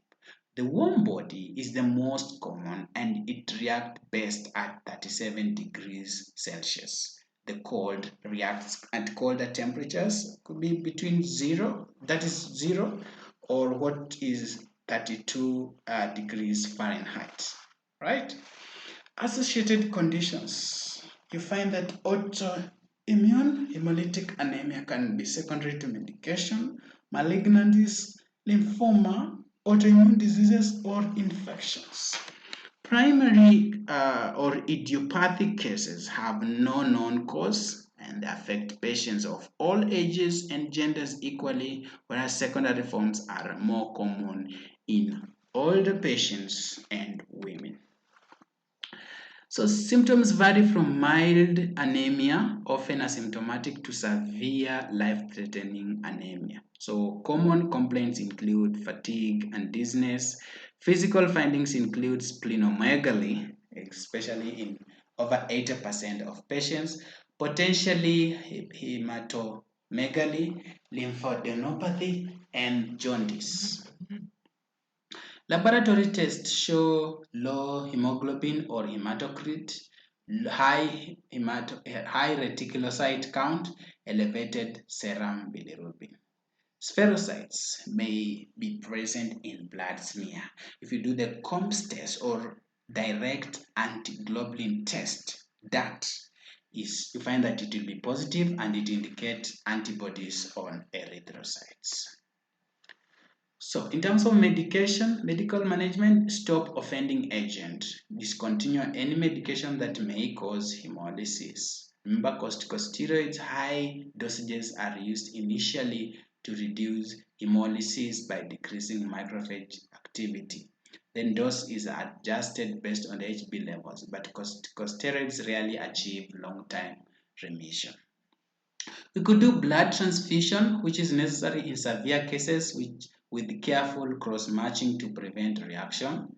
Splenectomy may be considered if corticosteroid fail to produce a remission. Immunosuppressive agents like the use of the cyclophosphamide and azathioprine are used if corticosteroids are ineffective. Danazolol and monoclonal antibodies like the rituximab can also be effective. Immunoglobulin may help about a third of patients, but effects are transient and costly. Cold antibody hemolytic anemias, where management may include advising patients just to keep warm and relocating to a warmer climate if necessary. So you explain the disease, we will do patient education, vaccinate, make sure you vaccinate against the pneumococcal infection, monitor the patients on long-term corticosteroids for complications such as diabetes, hypertension, and infection. Blood transfusion caution when transfusing, especially if cross-matching is imperfect, you need to start the infusion slowly and monitor closely for transfusion reactions. Hereditary hemochromatosis. Find that here we might have a problem with iron absorption and iron deposition. So excessive absorption of iron from the GIT could be a cause, or we have excess iron is stored in various organs, including the liver, heart, pancreas, thyroid, and testes, leading to organ dysfunction over time. This disease has a genetic basis where we have the HFE gene mutation, most commonly due to the C282Y homozygosity mutation. It's diagnosed in about 0.5% of US population, though actual prevalence may be higher due to underdiagnosis. So lower prevalence in Africa, Asian Americans, African Americans, Latinos, and the Pacific Islanders. Women are less frequently affected due to menstrual iron loss, because at least it gives an opportunity where someone is able to lose the excess iron. Clinical manifestation of hereditary hemochromatosis. We have early symptoms like weakness, lethargy, joint pain, that's arthralgia, weight loss, and loss of libido. Skin changes where we have hyperpigmentation or bronze skin color due to melanin and hemosiderin deposits. Cardiac issues like dysrhythmias, cardiomyopathy, dyspnea, edema. Endocrine dysfunction, where we have the hypothyroidism, diabetes mellitus, hypogonadism, testicular atrophy, diminished libido, and impotence.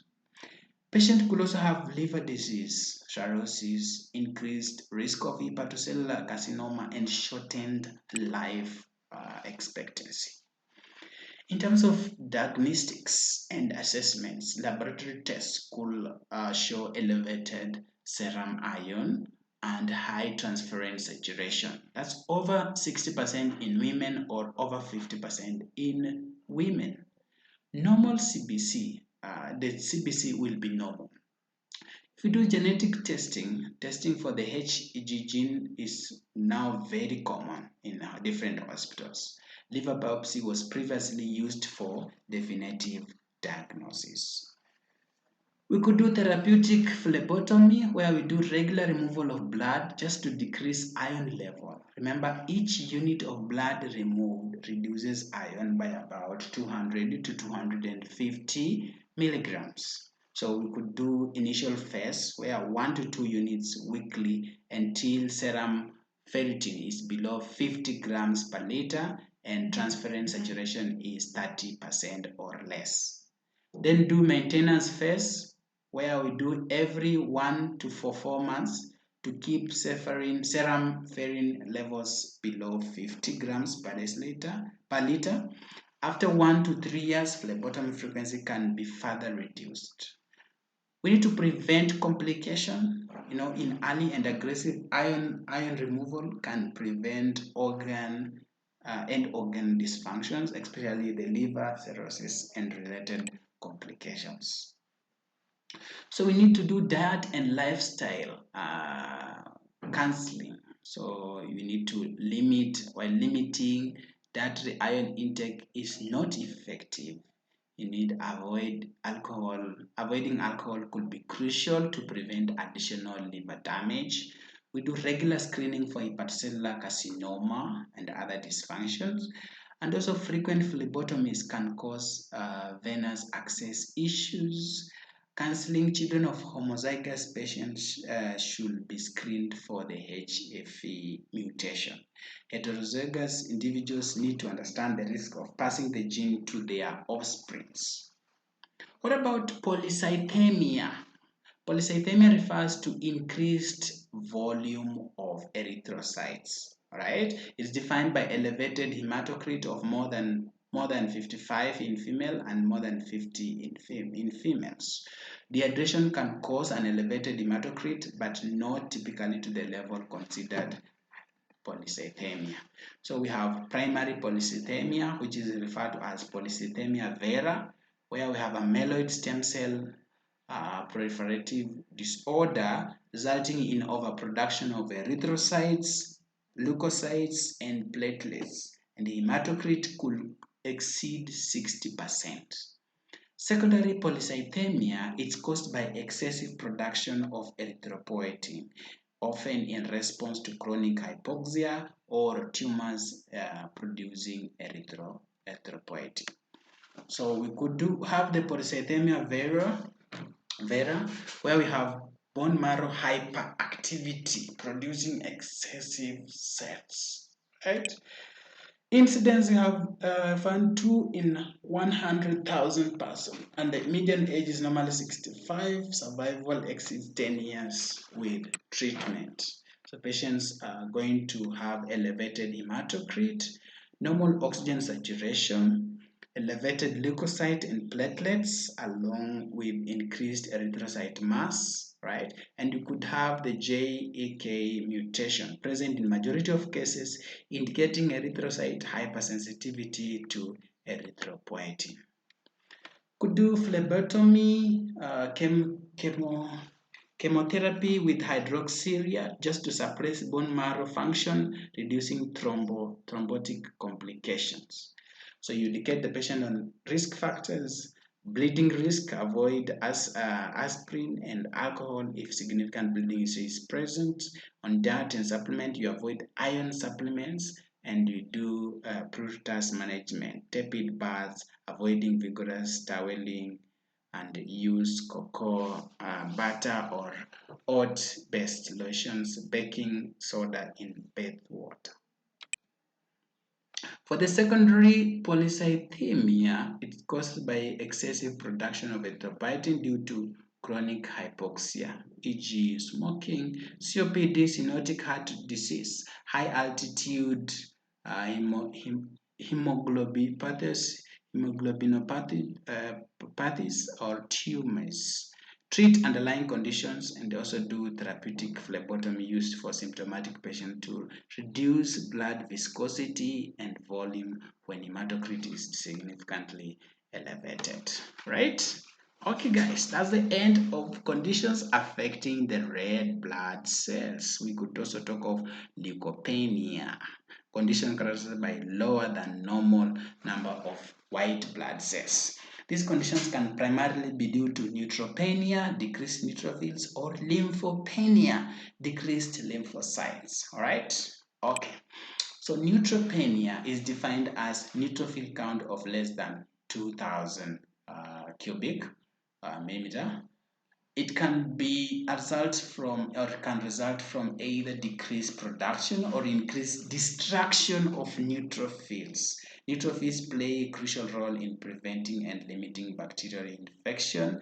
Neutropenia increases the risk of infection from both external and internal sources, with gastrointestinal intestinal tract and skin being common endogenous sources. Risk of infection is directly related to ANC, which is referred to as the absolute neutrophil count. So we could rate the ranges where we have significant risk, high risk, and almost certain risk. So for significant risk is when ANC this one is absolute neutrophil count is less than 1000. High risk if the absolute neutrophil count is less than 500. Then almost certain risk when absolute neutrophil count is less than 100. Okay. So there are no specific symptoms until infection occurs. Fever is the most common sign of infection, but may not always be present, especially if the patient is taking corticosteroids. So we need to do routine CBC with differential just to detect neutropenia before infections develop. And also do the severity. Okay, severity and duration of neutropenia are critical factors in assessing infections. So decreased production of neutrophil could be as a result of radiation therapy, chemotherapy, medulloblastic syndromes, metastatic cancer like lymphoma, leukemia, aplastic anemias due to medications or the toxins. Ineffective granulocytosis could be due to megaloblastic anemias. Okay, remember we are looking at causes of neutropenia, decreased production of the neutrophils, or infective granulocytopoiesis, or increased destruction of these neutrophils. Maybe in case where we have hypersplenism, medication-induced destruction, immunological disorders like the CLE, viral diseases, e.g. infections, hepatitis, monoclonalosis, and bacterial infections. So in management, you stop the offending agents, you treat underlying condition, give the growth factors, adjust chemotherapy, and use the broad spectrum antibiotics if fever is present and cultures are taken to identify the infections. So we do the assessment, we educate the patients, we try to implement measures to prevent infections, such as maintaining good hygiene, avoiding crowds, and practicing safe blood and food handling. And we also need to calculate the absolute neutrophil count. You know, nurses should be proficient in calculating the absolute neutrophil count just to assess the infection risk. Is it less than 1000, less than 500, less than 100? Intervention for neutropenia, we do regular blood tests to monitor neutrophil count. We do implement strict infection control practices, educate patients about dietary modification just to reduce infection risk, such as avoiding raw foods. Lymphopenia, lymphocytopenia. This is defined as lymphocyte count that is less than 1500. Lymphocytes are a type of white blood cells that are very essential for immune response, and their reduction can significantly impact somebody's ability to fight infection. So what are the causes of lymphopenia? could be ionizing radiation, long-term use of corticosteroids, uremia, some neoplasm, and protein losing enteropathy. So are some of the factors that can lead to lymphopenia. So in terms of clinical manifestation, it could be mild lymphopenia, which is often asymptomatic without significant clinical consequences. Or we could have severe lymphopenia, like for the bacterial infections, opportunistic infections, right? Opportunistic infection for that. Okay, we all have the cryptococcal meningitis, where it's normally suspected in people who have less than the CD4, less than 100, all right? We suspect the cryptococcal meningitis in that case. So we need to diagnose. We do routine blood tests, including CBC with differential, just to diagnose lymphopenia, treat underlying causes, and infection prevention. Educate patients, monitor, and carry out supportive care. So let's have leukemias. Leukemia is a group of hematological malignancies characterized by unregulated proliferation of leukocytes in the bone marrow, while leukocytosis is an increased level of leukocytes in the bloodstream. So we have several causes of the same that can lead to increased number of that. So leukemia can be classified based on cell type. We have the lymphoid that involves the lymphocytes, and the myeloid that involves the granulocytes, monocytes, erythrocytes, megakaryocytes. We could have, so I have acute leukemia, which is abrupt with symptoms appearing within weeks, where cell development is halted at the blast phase, leading to an abundance of undifferentiated cells. So the progression could be rapid, can be fatal within weeks to months without aggressive treatment. As for the chronic leukemia, it's gradual with symptoms evolving over months to years. Cell development, majority of the leukocytes are mature, but progression is slow and can extend for years. So we have leukemic cells which proliferate uncontrollably, leaving little room for normal cell production. Extramedullary hematopoiesis, where proliferation of cells can occur in the liver and spleen, and also organ infiltration, where leukemic cell can infiltrate organs like the meninges, the lymph nodes, the gums, and the skins, particularly in acute leukemia, all explaining the pathophysiology of this disease.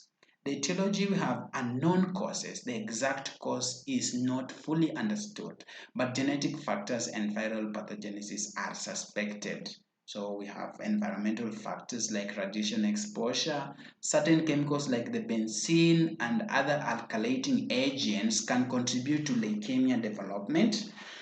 Also, we have the related malignancies, hematological malignancies. We have lymphomas, neoplasms of lymphoid tissues, typically derived from the B lymphocytes, and multiple myeloma, malignancy of plasma cells, the most mature form of the B lymphocytes.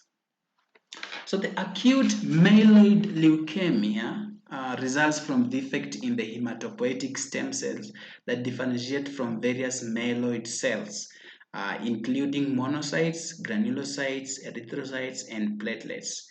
Acute myeloid leukemia is a type of leukemia that is most prevalent in adults, particularly those over 40, with a peak incidence of around 67 years of age. Prognosis, you find that younger patients generally have better prognosis, with some surviving 5 years or more post-diagnosis. Older patients and undifferentiated acute myeloid leukemia, these groups tend to have a poor prognosis, while secondary acute myeloid leukemia occurs in individuals with pre-existing myelodysplastic syndromes, MDS, or those previously treated with alkylating agents. This form is often resistant to treatment and is associated with very poor prognosis, with survival typically less than a year. Clinical manifestations symptoms will result from insufficient production of normal cells, like for the neutropenia, patients presenting with fever and infections. Anemia, patients will be weak and fatigued. Thrombocytopenia, patients are going to present with bleeding tendencies like epistaxis, bleeding. Organ infiltration, patients are going to have enlarged liver or spleen and gum hyperplasia and bone pain. So we could do some diagnostics like the CBC, where it could reveal decreased erythrocytes and platelet and leukocyte count. Bone marrow analysis, excessive immature blasts, more than 20%. Subtype classification is based on cytogenetics, histology, morphology of the blasts. Acute promyelocytic leukemia is notable for bleeding complications due to coagulopathy and higher disseminated intravascular coagulopathy incidence. It could complicate to bleeding and infection complications, and which becomes major source of death. Bleeding correlates with thrombocytopenia, leading to ecchymosis, petechiae, major hemorrhages, GI, pulmonary, intracranial sites. Infection due to neutropenia with increased risk for systemic infections and fungal infection. So treatment, we have induction therapy, where the goal is to achieve complete remission, and we use agents like high-dose cytarabine and doxorubicin or methoxsatrin, sometimes combined with etoposide. We also have the APL, where old trans-retinoic acid, ATRA, is used with antransaline. Complications of this could include severe neutropenia, anemia, thrombocytopenia, infections, bleeding, and severe mucositis. We also now have the consolidation therapy, where the objective will be to eliminate the residual leukemia cells and reduce recurrence. So we could do multiple cycles of various agents involving cytarabine at lower dosages than the induction phase. We also could do the bone marrow transplant, right? And this is an aggressive chemotherapy with or without radiation, just to destroy bone marrow function, followed by donor stem cell infusion. Risk, we have infection, graft versus host disease, and other complications. So supportive care can also be implemented here along with complication of the treatment, like the tumor lysis syndrome, where we have release of intracellular electrolytes and fluids into circulation, causing increased uric acid, potassium, and phosphate levels. You manage by high fluid intake, urine alkalization, and allopurinol prophylaxis. Nursing management focuses on maintaining and monitoring complications, providing supportive care, and addressing physical and emotional needs of the patients under treatment of the acute myeloid leukemia. This includes infection prevention, bleeding precautions, and managing side effects of chemotherapy. What about the chronic myeloid leukemia? This one arises from a mutation from the myeloid stem cells, resulting in uncontrolled proliferation of immature and mature myeloid cells. This leads to a wide range of cell types in blood, from blastoforms to mature neutrophils. The bone marrow expands into long bone cavities, and extramedullary hematopoiesis occurs in the liver, spleen, causing the enlargement and the potential pain. So pathophysiology, we have the Philadelphia chromosome, which is present in 90 to 95% of chronic myeloid leukemia patients.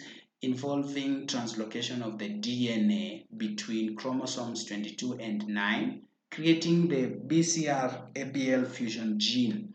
This gene produces an abnormal protein, that is the tyrosine kinase, okay, that leads to rapid leukocyte division. Demographics, you find it's uncommon in people under 20, and the incidence increases with age, with a mean age of 22. Chronic phase, we have median age, median life expectancy exceeds 5 years with few symptoms and complication. Blast crisis, your median survival is less than 6 months once the disease transforms into the acute phase. Clinical manifestation, we have the chronic myeloid leukemia, where we have asymptomatic. Many patients are asymptomatic and diagnosed incidentally. Leukocytosis, leukocyte count will be exceeding 100, right? 100,000. Symptoms due to high leukocyte count may include shortness of breath, confusion from decreased capillary perfusion, that is the leukostasis. Patient could also present with organ enlargement where they have enlarged and tender spleen and liver. General symptoms can include malaise, anorexia, weight loss. Disease stages, we have chronic, transformation, and accelerated or blast crisis. So management, we could use the tyrosine kinase inhibitors, like we have the imatinib mesylate, which blocks signals within leukemia cells that express the BCR-ABL protein. It's most effective in the chronic phase and can induce remission at the cellular and molecular levels. This drug is metabolized by the cytochrome P450 pathway, leading to potential drug-drug interactions affected by antacids and the grapefruit juice. Other inhibitors like the dasatinib and increased dosages of imatinib for cases where remission is not achieved or maintained, right? Tyrosine kinase inhibitors. We could also do the bone marrow transplant or the peripheral blood stem cell transplant, which could also help manage. Management of transformation and blast crisis. We could see the symptoms where we have bone pain, fever, weight loss, enlarged spleen, anemia, thrombocytopenia, increased basophils. Treatment resembles induction therapy for acute leukemia. Have high dosages of imatinib or dasatinib can be effective in later stages, but life-threatening infections and bleeding are common. So the palliative approach objective is to reduce leukocyte count without altering cytogenic changes. So we do oral chemotherapeutic agents like hydroxyurea and the balsartan to achieve this. Leukapheresis is used in cases of extreme leukocytosis to temporarily reduce leukocyte count. An anthracycline agent like the daunomycin can quickly lower the leukocyte count to safer levels. Complications and nursing management. Complications could include infections and bleeding, which are major concern, especially in the acute phase. So nursing management focuses on monitoring and managing symptoms and complications, providing supporting care and ensuring patient safety during treatment. This includes infection prevention, managing side effects of medications, and providing emotional support. Right? Okay, that takes us to another type of leukemia, and this is acute lymphocytic leukemia, ALL. All right, acute lymphocytic leukemia. So this is characterized by uncontrolled proliferation of immature lymphocytes. Those are the lymphoblasts derived from the lymphoid stem cells. These immature cells can originate from the B lymphocyte precursors, about 75% cases, or T lymphocyte precursors, that is less, like a quarter. cases. The BSR-ABL translocation found in chronic myeloid leukemia is also present in 20% of acute lymphoid leukemia. This acute lymphoid leukemia is more common in young children with a peak incidence of 4 years, and boys are affected more often than girls. The incidence in adults is like after 15 years of age. AL is relatively uncommon acute lymphoid leukemia. Children, we have high complete remission rates of about 95% and a 5-year event-free survival rate of almost 80%. In adults, we have low complete remission rates of about 85%. Increasing age is associated with diminished survival. Clinical manifestation, we have them bone marrow and blood, where you have immature lymphocyte proliferate in the marrow, impeding the development of normal myeloid cells, leading to reduced numbers of leukocytes, erythrocytes, and platelets. Lymphocyte count can be low or high, but there is always a high proportion of immature cells. Organ infiltration, leukemic cell infiltration is more common in acute lymphocytic leukemia compared to other leukemias. This includes pain from enlarged liver or spleen or organ. CNS frequently involved, leading to symptoms like headache, vomiting due to meningeal irritations. Other extranodal sites like the testes and the breast are also the sites for leukemic cell infiltration. So in terms of management, acute lymphocytic leukemia, the goal is to have complete remission. And treatment is based on the genetic markers. Treatment plans are tailored to the genetic markers of the disease and patient risk factors, primarily the age.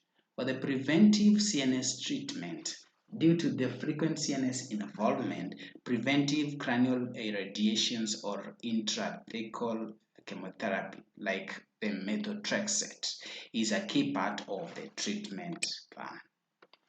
We have the chemotherapy protocols where we have induction therapy, where complex and it includes a variety of chemotherapeutic agents. So the lymphoid blast cells are sensitive to corticosteroids and the vinca alkaloids. So initial induction or therapy typically involves or includes these plus an anthracycline and sometimes asparaginase. Consolidation in the intensification therapy. After achieving remission, consolidation therapy will be used. So allogeneic transplant may be an option for others to improve long-term disease-free survival. For the maintenance therapy, for those not undergoing transplant, a prolonged maintenance phase with lower dosage of medication can last up to 3 years. So for the Philadelphia chromosome positive acute lymphocytic leukemia, imatinib is effective in these cases. For the monoclonal antibodies specific for antigen expressed on acute lymphocytic leukemia blast cells are under study. For instance, we have the alemizumab, which targets the CD52 antigen, may be effective for some patients. Complications are infections, common especially in viral infections. Corticosteroid use increases susceptibility to infection. We could also have a relapse, which is often gives a chance for prolonged remission or cure if the illness reoccurs after therapy. Management, we have to monitor for infection, supportive care, patient education, psychosocial support. Chronic lymphocytic leukemia. It's common malignancy in older adults with an average age of a diagnosis of 72 years. It's the most common of leukemia in the US and Europe and affects over 120,000 people. It's rare in Native Americans and infrequent in those of Asian descent. early stage of chronic lymphocytic leukemia patients may survive 15 years, while late stage of chronic lymphocytic leukemia patient may survive 3 to 4 years. It's typically derived from a malignant clone of B lymphocytes, so leukemia cells in chronic lymphocytic leukemia are mostly mature. Initially thought that these cells escape apoptosis, but this hypothesis is now being questioned. So chronic lymphocytic leukemia is classified into 3 or 4 stages, where we have the early stage that is characterized by elevated lymphocyte count exceeding 100,000, and later stages where patients is presenting with anemia, thrombocytopenia, and autoimmune complications such as autoimmune hemolytic anemia or idiopathic thrombocytopenic purpura. Complications will include lymphadenopathy. Lymph nodes become very large and painful. Also, we have hepatomegaly, splenomegaly, and infections due to defects in both humoral and cell-mediated immunity. Clinical manifestation find many patients are asymptomatic and diagnosed incidentally, and we have increased lymphocytic count, where we have the lymphadenopathy and splenomegaly. These symptoms like fever, drenching night, unintentional weight loss, defects in immune system leading to common infections and survival and viral infections like the herpes zoster become widely disseminated. What about the medical management? Where there is a therapy paradigm shift. More sensitive assessment methods show that achieving complete remission and eradicating minimal residual disease improves survival.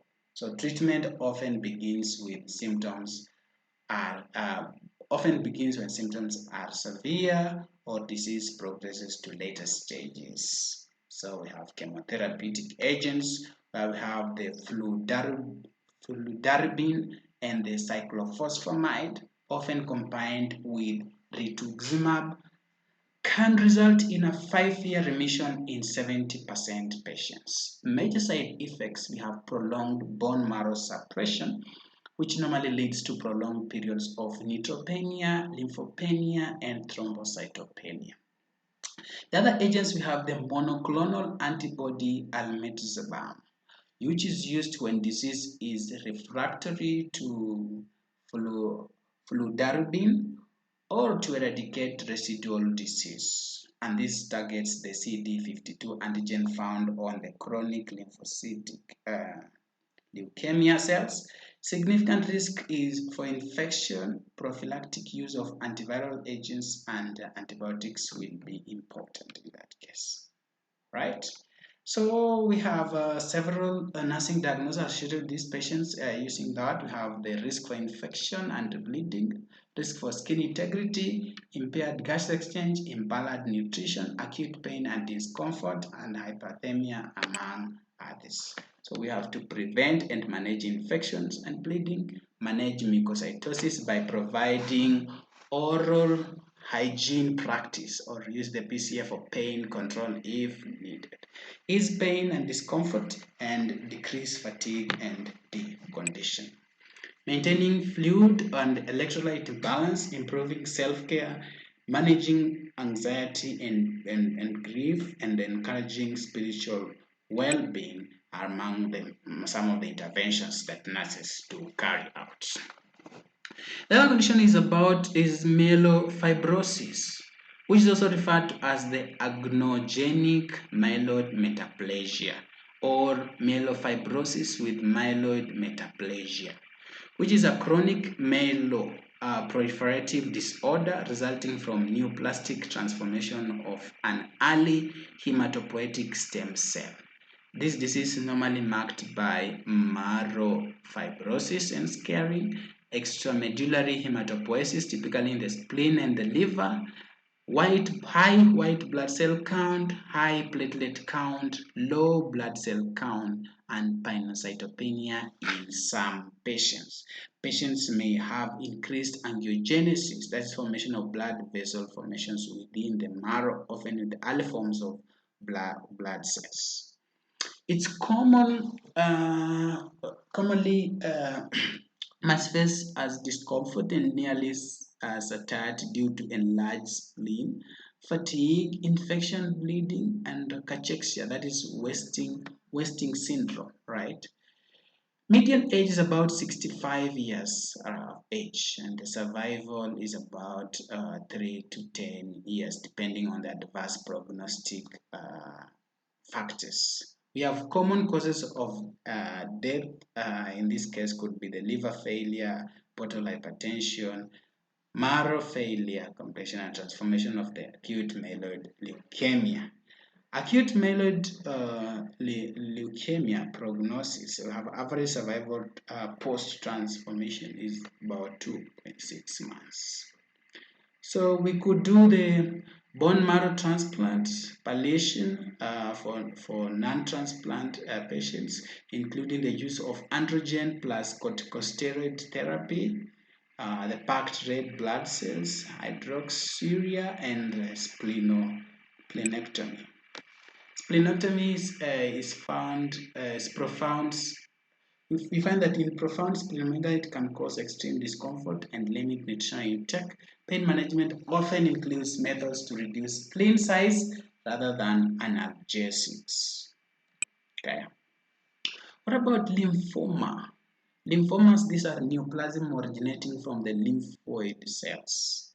They typically begin in lymph nodes but can also affect lymphoid tissues in the spleen, gastrointestinal tracts, liver, or bone marrow.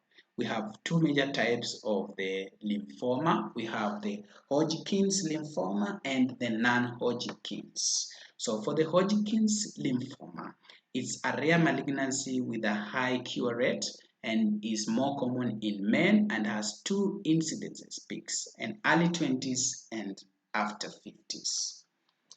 We have the unicentric in origin. It's unicentric in origin and spreads by contagious extension, where we have malignant cell, the red cell. Possible viral etiology is normally the EB virus, Epstein-Barr virus. Clinical manifestation for Hodgkin's lymphoma, where we have painless lymph nodes enlargement, so could be at cervical, the supraclavicular, or mediastinal. Then you have the B symptoms like the fever, night sweats, weight loss. Other symptoms could include pruritus, pain after alcohol consumption, organ compression symptoms, e.g. dyspnea, jaundice, abdominal pain. So for the assessment, we normally diagnose through lymph node biopsy identification, read Steinberg cells. Staging involves history taking, physical examinations, imaging, could be the CT and the PET, and laboratory tests. Medical management goal is to cure, right? So treatment, you can do the chemotherapy, the ABV regimen, the radiation, depending on the disease stage, long-term complication, second malignancies, and cardiovascular diseases. Nursing management, we could do education on infection signs, self-care, and disease management, and address potential second malignancies and encouraging lifestyle changes to reduce risk factors. What if for the non-Hodgkin's? Non-Hodgkin's is more common than the Hodgkin's lymphoma and increasing in incidence. Median age is about 67 years. It originates from neoplastic growth of lymphoid tissues, primarily in the B lymphocytes, and involves malignant cells infiltrating lymphoid tissues and spreading unpredictably, right? In assessment, we could do diagnosis and classification through histology, immunophenotyping, and cytogenic analysis. Staging using imaging like the CT and the PET, bone marrow, and sometimes cerebrospinal fluid analysis. Treatment varies by disease type, stage, and patient health. We could have options which include chemotherapy, radiation, monoclonal treatments. We could also do watchful waiting for in the indolent types, more aggressive treatments for advanced stage. Nursing management, we do detailed history with detailed knowledge of the disease type, stage, treatment history, plan, education on the minimizing infection risks, recognizing signs of infection, and seeking medical help. Monitoring for specific complication based on the tumor locations and the treatment type. Okay, the next condition is multiple myeloma. This is a malignant disease that affects plasma cells, the mature form of B lymphocytes. And it's all about immunoglobulin production, where malignant plasma cells produce a specific non-functional immunoglobulin known as monoclonal protein, that is the M protein, which can be detected in blood or urine, and it's used to monitor disease progression and response to disease. So bone and tissues are involved. Plasma cells will secrete substances that will stimulate new blood vessels creation and may infiltrate other tissues, forming plasmacytomas. Osteoclast activating factor and interleukin 6 from malignant cells stimulate osteoclasts, leading to lytic lesions and osteoporosis. This bone destruction can cause severe pain, vertebral collapse, fractures, and hypercalcemia. Right? So patients are going to present with bone pain, renal failure, anemia, infection, hyperviscosity syndrome that is manifested by bleeding, headache, blood vision, paresthesis, and heart failure, neurological symptoms, and thromboembolic events. Diagnosis, we could do the monoclonal protein detection, where major detection criteria through serum or urine protein electrophoresis or serum-free light chain analysis. We could also do the CRAB criteria, look for the elevated calcium, renal insufficiency, anemia, and bone lesion. Bone marrow biopsy is a confirmatory test with more than 10% plasma cells being diagnostic, though false negatives can occur due to uneven bone marrow infiltration. There's no cure. Current treatment aims just to control the disease and maintain function. Chemotherapy, that's the primary treatment, and often is combined with corticosteroids like the dexamethasone. Radiation therapy is used for bone pain, lesion strengthening, plasma tumor cell size reduction.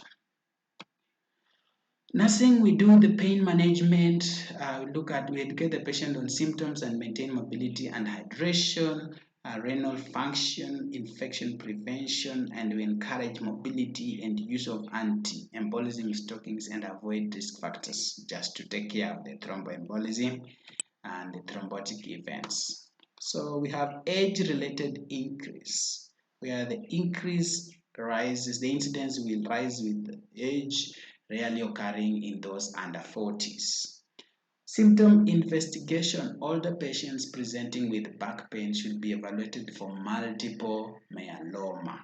Treatment option, we have bone marrow transplant, though beneficial may not be available for older patients due to diminished organ function, right? Okay guys, so once we're done with that, look at now the bleeding disorders, right? Or the platelet. They are mainly related to the platelet and the coagulation factor abnormality. So we have vascular abnormalities where bleeding is more localized and patient may have hemostatic defects, right? Signs and symptoms of bleeding disorders depend on the underlying defect. You could have vascular system abnormalities where you have local bleeding, typically into the skin, or platelet defects, development of petechiae, especially in clusters on the skin and on the mucous membranes. Bleeding can be severe but it's usually controlled by local pressure. Then you have coagulation factor defects. Bleeding occurs deeper in the body, right? And external bleeding diminishes slowly with local pressure, often reoccurs. Management, we are going to have transfusions, hemostatic agents like aminocaproic acid, which normally inhibit excessive fibrinolysis, but must be used cautiously due to the risk of thrombosis. Okay. So nursing management, patients with or at risk of bleeding disorder should be taught to monitor for bleeding and avoid bleeding activities. Avoid activities that could increase bleeding, understand the source and the function of platelets and clotting factors, identify risk and substances to avoid like aspirin, alcohol, monitoring for signs of bleeding, knowing when and how to report signs of bleeding, and precautions to prevent bleeding, like using electric scissors, avoiding contact spots, right? We also have primary thrombocytopenia or essential thrombocytopenia. It is a disorder in which a stem cell disorder that leads to the increased platelet production with counts of often exceeding 6,000, okay, against the normal range, which ranges between 150 to 400, right? It affects women more than the men, and usually is diagnosed later in the age, median age of about 65 to 70, right? Okay, so diagnosis majorly involves ruling out other disorders with CBC showing large abnormally platelets and elevated counts. Bone marrow analysis is often not useful. Okay, next we have secondary thrombocytosis, and this is where we have increased platelet production due to various conditions such as infection, chronic inflammatory disorders, iron deficiency, malignant diseases, acute hemorrhage and splenectomy. All right. So clinically, features find the platelet count above normal, typically not exceeding 1 million. Right. Thrombocytopenia results from decreased platelet production and increased destruction or increased consumption. And clinical manifestation, we have no bleeding or petechiae with platelet count more than 50,000. Bleeding can occur with trauma or surgery. Next, we have idiopathic thrombocytopenic purpura, where the absence of antiplatelet antibodies can lead to platelet destruction. So compensatory increase in platelet production with possibly diminished production due to lack of elevated thrombopoietin levels. It can be induced by viral illness, medications, conditions like lupus, or pregnancy. This condition is often asymptomatic, low platelet counts of less than 20,000. Patient could present with bruising, heavy menses, petechiae, mucosal bleeding, or a higher increase of intracranial bleeding with weight purpura. Okay? Okay, so we need to achieve a safe platelet count, and treatment will be based on the platelet count and the symptoms and the lifestyle. Platelet defects. These are qualitative defects where platelet count is normal, but the function is impaired. So we have hemophilia, genetic effect resulting from deficiency or defective clotting factor 8 for hemophilia type A or 9 for hemophilia type B. They are majorly X-linked inheritance, so they predominantly affect the males. We have acquired coagulation pathway disorders, like those ones that emanate from the liver disease, like cirrhosis. Those that emanate from vitamin K deficiency. We also have complication of anticoagulation therapy as another cause of such problem.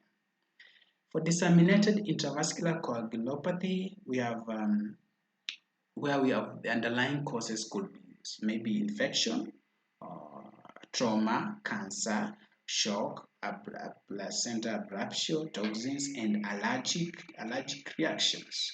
So we have normal initiation coagulation time, but now with the time we have the consumption of platelets and clotting factors leading to bleeding, and this lead to compromised organ function due to ischemia and hemorrhage. So the clinical manifestation is bleeding from the mucous membrane or the venipancreaside, the GI, or the urinary tract.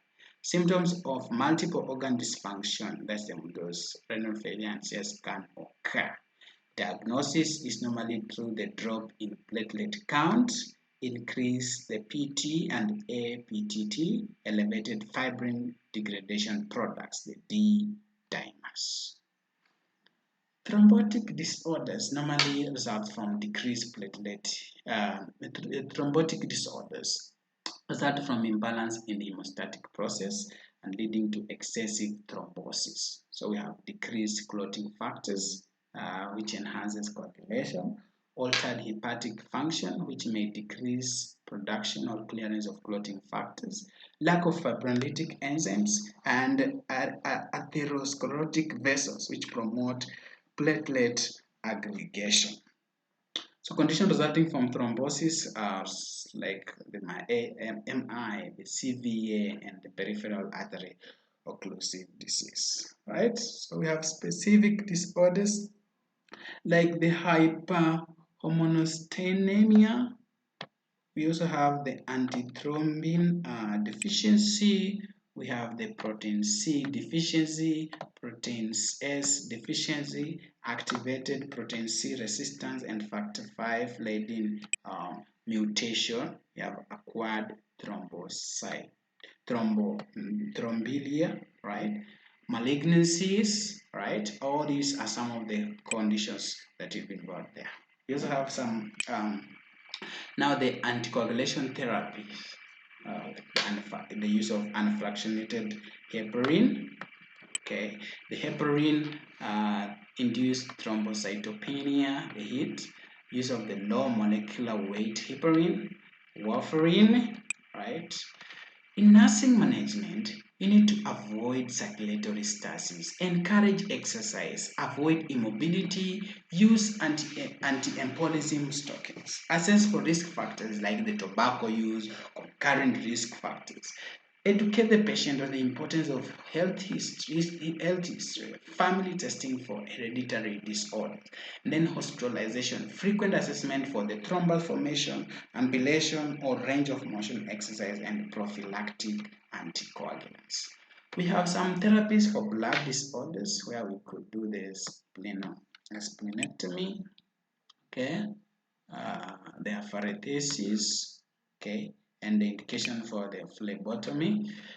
The blood component therapies, where you could do the transfusion of erythrocyte, platelets, or plasma, depending on that. So storage of the packed red blood cells should be at 4 degrees Celsius up to 42 days. Platelets are stored at room temperature for up to 5 days with gentle agitation. Plasma frozen immediately, lasting up to 1 year. Preparation for factor 8 concentrate used in hemophilia type A and von Willebrand disease. Factor 9 concentrate, this one is used in treatment of hemophilia type B and other factor deficiencies. For the plasma, albumin is used for blood volume expansion in hypovolemic shock and hypoalbuminemia. Then we have the immune globulin. That's IVG, is used for IgG replacement in conditions like chronic lymphocytic leukemia and certain autoimmune disorders. So now we have the blood transfusion, right? Blood transfusion process. Complication of blood transfusion, you could have excessive bleeding caused by technical errors or breathing disorders, fading due to emotional disorders, the angina, right? Remember talking about complication of the donation. right? So once donated, the blood is processed. It is tested for antibodies of HIV, hepatitis, and you just need to know that you should never add medication to blood or blood products. So normal saline is the only med that you can add to the unit if the blood is too thick so that it can run freely. If blood needs to be warmed, you need to use an inline blood warmer with a monitoring system, right? So we could have the red blood cells where you do the pre-procedure, you confirm the transfusion prescription, ensure the patient's blood has been typed, right, and cross-matched, verify that there is a consent that has been formed, then explain the procedure and instruct the signs of transfusion reaction like itching, swelling, shortness of breath, fever, chills. Establish the baseline vitals and auscultate lung sounds, assess the jugular vein distension. Then perform hand hygiene and wear the gloves. Remember to use a 24 gauge or larger needle and special tubing for the blood filter. So when you have obtained the RBC from the packed RBCs from the blood bank after starting the intravenous line, you need to double check it with another nurse or a physician for compatibility and patient identification.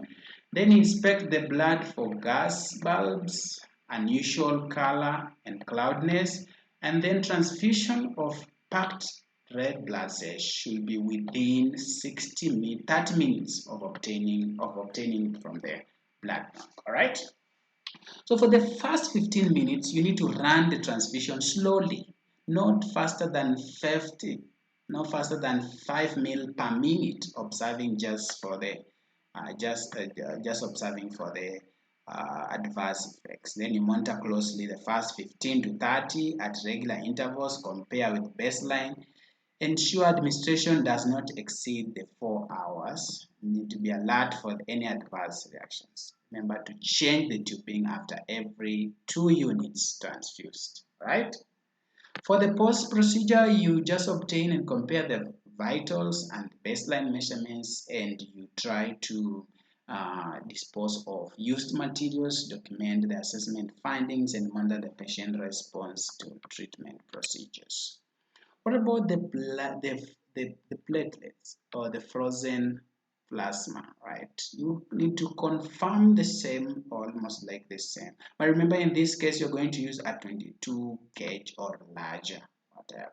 But you need to obtain the platelets or the frozen plasma from the blood bank after starting the need. You double check like you did for the red blood cell, inspect the product for unusual like you did, then you administer immediately after obtaining. Remember, you need to infuse this fresh frozen plasma over 30 to 60 minutes. Remember, for the red blood cell, it's supposed to run not more than 4 hours. Okay? Alright. So after that, you can now be able to compare the baseline and the current vital signs. Remember, you need to get the history, assess, and you teach the patient as they continue experiencing. Complication could include febrile non-hemolytic reaction or acute hemolytic reaction. For febrile non-hemolytic cause could be the antibodies to the donor leukocytes. Symptoms include the fever and chill, which normally happens within the 2 hours. You manage by using leukocyte reduction filter, antibiotic if necessary. For the acute hemolytic reaction, this could be an ABORH, rhesus incompatibility. And symptoms could be fever, chills, lower back pain, nausea, dyspnea, hematology. You stop the transfusion immediately and maintain blood volume and renal perfusion. Prevent and manage disseminated intravascular coagulopathy. You could also have acute allergic reaction as another complication, which you manage by antihistamines and in severe cases epinephrine, corticosteroids, and vasopressors. As for the circulatory overload, you can manage by slow transfusion rate, administering diuretics, place a patient upright, notify physician, and administer oxygen and morphine if needed. For the bacterial contamination of blood, it is rare, but it poses significant risk to patients. Some bacteria can survive in cold storage and temperature used for packed RBCs, but platelets are more susceptible to contamination due to room temperature storage. All right, so we have to be aware of those. Transfusion-related acute lung injury, they truly find that it's a potentially fatal reaction occurring in less than 1 in 5,000 transfusions, right? Okay. Onset of symptoms is abrupt, usually within 2 to 6 hours post-transfusion. So you have to carefully monitor your patient to see the changes. Complication of long-term transfusion therapy, we can have risk and management and the iron overload, right? So for the risk and management, patients with the long-term transfusion needs, like the MDS or the thalassemia, they face higher risk of infection and sensitization to donor and antigens. So common complications include the iron overload and various infections like the hepatitis, the B, C, and cytomegalovirus. Iron overload, we have chronic transfusion lead to excessive iron accumulation causing organ damage. So chelation therapy is normally the one that is used to try and prevent iron toxicity. Pharmacological alternatives to blood transfusion. We could do the growth factors, give the erythropoietin, the GCS filtration, the thrombopoietin, and then those can be able to help as an alternative to blood transfusion. Remember, in nursing management for transfusion reaction, we have the immediate actions, notifying, monitoring, and specimen collection. So for the immediate action, you stop the transfusion, maintain the IV line with normal saline, assess the patient thoroughly, and comparing current vital signs to the baseline. You notify the physician and the blood bank and continue monitoring the vital signs and the respiratory, cardiovascular, and renal status. For the specimen collection, if hemolytic reaction or bacterial infection is suspected, you make sure you collect blood and urine samples and document the reaction according to the institution policy. Okay, guys, that marks the end of our discussion on hematologic disorders. Remember, I've looked at the disorders of the RBCs, also looked at the disorders of the white BCs, disorders of the platelets, coagulation disorders, plasma cell disorders, myeloproliferative disorders, bone marrow failures, and infection disorders, which also have a significant effect on the hematological disorders. Until next time, please keep looking at the presentation as you attempt the free quizzes in the discussion.